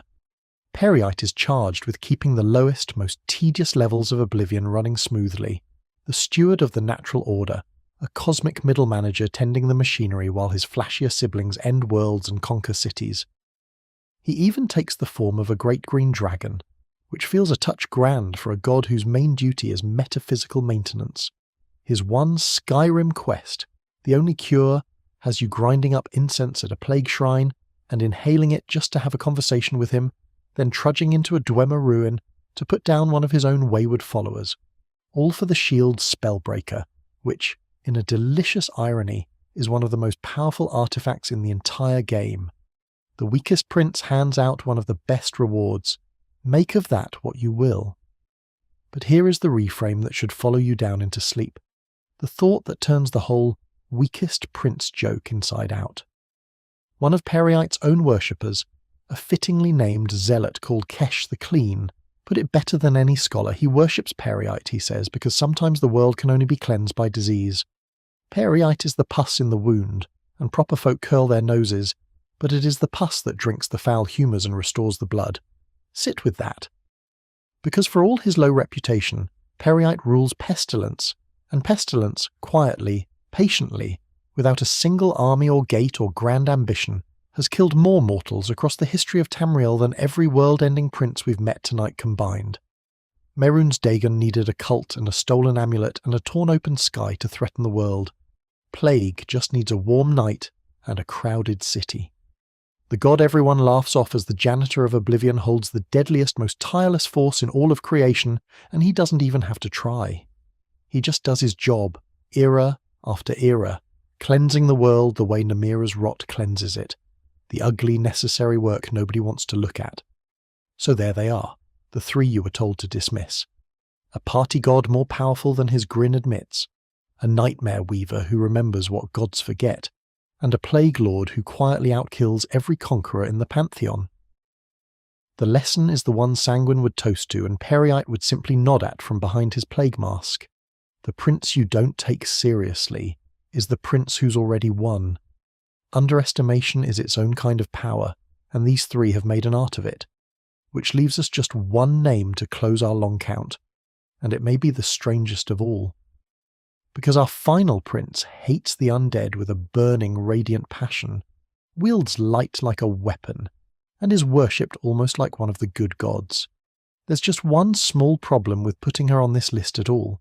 By the oldest and strictest telling, Meridia isn't a Daedric prince. She never was, and so we arrive at the last name in our count, and it may be the one that unravels the whole list, because our final prince has a secret buried at the very root of what she is. By the oldest and strictest telling, Meridia is not a Daedric prince at all. She never was one. She became one, the way you might put on a borrowed coat, and she has worn it so long that most of the world forgot she was ever anything else. Here is your core fact, the one you meet blade in hand up on the windswept slopes of Mount Kilcreath near Solitude. Meridia is the Lady of Infinite Energies, the Prince of Life itself, associated with the raw energy of all living things, and she despises the undead with a radiant, absolute burning hatred. Necromancy, vampirism, skeletons, Draugr, anything that mocks the clean boundary between the living and the dead, Meridia wants it purged in holy fire. When you find her beacon and return it to her shrine, she lifts you bodily into a beam of pure light and tasks you with cleansing her own temple, which a necromancer named Malcath has defiled by raising the dead within her sacred walls. Purge him, and she gives you Dawnbreaker, a sword forged of daylight that burns the undead and makes them detonate in bursts of radiance, the closest thing to a paladin's holy blade the whole game offers.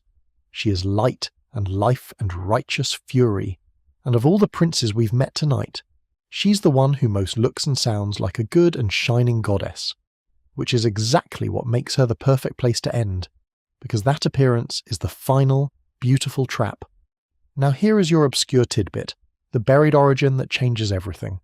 Cast your mind all the way back to the beginning of our long night, to when we untangled what the word Daedra even means.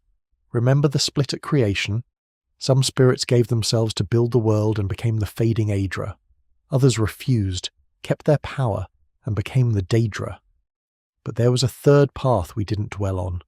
When Lorcan's great trick was discovered, when the spirits realized what building the mortal world would truly cost them, a group of them, led by Magnus, the god of magic himself, simply fled. They tore their way out of the unfinished world and escaped into Aetherius, and the holes they ripped in the sky as they fled are what we now call the stars. These escapees became the Magnigi, the star orphans, beings of pure light and magic dwelling in the realm of the divine, and one of them, a daughter of Magnus, one of the shining 9 coruscations, was named Meridia. She was, in other words, an ethereal being, a creature of heaven and light, kin to the Aedra, not the Daedra at all. But Meridia was cast out of Aetherius, the sources say for consorting with illicit spectra, which most read as forbidden dealings with the very Daedra she was supposed to have nothing to do with. And as she fell from the heavens, she stole a fragment of Magnus's sunlight and wrapped it around herself, bending and shaping it into a realm of her own. The coloured rooms, a plane of oblivion glowing with colours so strange that some of them, it's said, simply cannot be comprehended by mortal eyes. There, fallen, exiled, she took up the mantle of a Daedric prince and joined their ranks. So Meridia is not a Daedra by nature. She is a fallen angel of light, playing the role of a demon, ruling a scrap of stolen heaven that she folded into hell. Her hatred of the undead suddenly makes perfect sense, doesn't it? A being of pure life energy, born of the light of the sun, would find nothing more obscene than a corpse forced to walk. She isn't good the way a mortal is good. She's a shard of sunlight that fell out of heaven and never stopped burning. Which brings us, at the very last, to the debate that closes not just this section, but our entire chronicle, because the fans and the lawmasters have argued it for as long as there have been fans and lawmasters. Can Meridia truly be counted a Daedric Prince at all? She sits among the 17. She takes worship, grants an artifact, rules a realm of oblivion, appears in the summoning almanacs beside Molag Bal and Mehrunes Dagon. By every functional measure she's a prince, but by origin she's something else entirely. Neither Aedra nor Daedra, but a third thing. A wayward solar daughter, a piece of Aetherius wearing an oblivion crown. And if she doesn't quite belong on the list, then think, back to our very first thread, and the question we could never pin down. How many Daedric princes are there really? We said 17 you can name, one you were never meant to remember, and at least one heretical whisper that the count was rigged from the start. And here, at the finish, is one more crack in the number. A prince who is counted but arguably shouldn't be. A being who complicates the roster simply by existing. The list was never clean. It was never going to be. Because the whole division of the cosmos into Aedra and Daedra, into ancestors and not ancestors, into gods and demons, was always a mortal fiction laid over something far stranger and more fluid than our tidy categories can hold. And notice the perfect symmetry of ending here. We opened our real journey, back near the start with Molag Bal, the god of domination who forged the first vampire, who dragged a pure soul into undeath out of pure spite. And we close with Meridia, whose entire being is dedicated to burning that exact abomination out of existence. The maker of the undead and their most fanatical destroyer, bookending our whole night. Mankar Cameron, that mad cult leader, once even confused the two, wrongly attributing Molag Bal's frozen hell of Cold Harbour to Meridia herself, as though light and domination could be mixed up. They are in fact sworn enemies, and there's something fitting in that being the last thing we learn, that even among these vast, immoral, incomprehensible beings, there are those who despise each other, who wage quiet, eternal wars across the dark, light against domination, life against undeath, the fallen angel against the crowned tyrant. None of them quite good, none of them quite evil, all of them simply following the deepest grain of what they are. So that is Meridia, the prince who isn't one, a splinter of the sun that fell from grace and built a kingdom out of the light it stole on the way down. She is where our count ends, and she is the proof that the count was never really countable. 17 names, one erased sister, a fallen star wearing a demon's title, and a truth we've circled all night long. That these beings are not the gods and monsters the priest described, but something older, freer, and far more difficult to hold in the mind. Forces of change and stasis, light and shadow, decay and dream, each one certain it is the centre of everything, each one watching, always watching, from just beyond the edge of the world. Now, let the fire burn low, and let your eyes grow heavy, because our long walk through Oblivion is nearly done. We have wandered a very long way tonight, you and I, through drowning libraries and frozen halls of order, through the burning deadlands and the scuttling dark, past a god who was eaten, and a sister who was forgotten, and a fallen star who never stopped shining. And now it is time to leave all of them behind, out there in their strange and separate realms, and come gently back to the quiet of your own warm and ordinary room. You do not need to remember every name. You do not need to hold the whole vast contradictory count in your head. Let it soften, let it blur, let the princes fade back into the beautiful uncertainty where they have always belonged, like shapes seen at the edge of a dream you're already slowly beginning to forget. They are only stories after all, old and lovely and terrible stories, spun for the space between waking and sleep. The shadows at the corner of your vision are only shadows. The wind at the window is only wind. Nothing is watching you now but the soft dark of your own room, and the dark of your own room has never wished you anything but rest. So let your breathing slow, let your shoulders sink into the warmth beneath you, let the last flicker of Meridia's light dim down to a single distant star, and then let even that go gentle and grey. You're safe. You're here. You're held by nothing more mysterious than the ordinary tender quiet of the night, and it will keep you until morning. Sleep now, Lawmaster. You've earned the rest, and wherever you are, whatever the hour on your clock, know that the long night has a soft and certain end, and you're drifting toward it even now.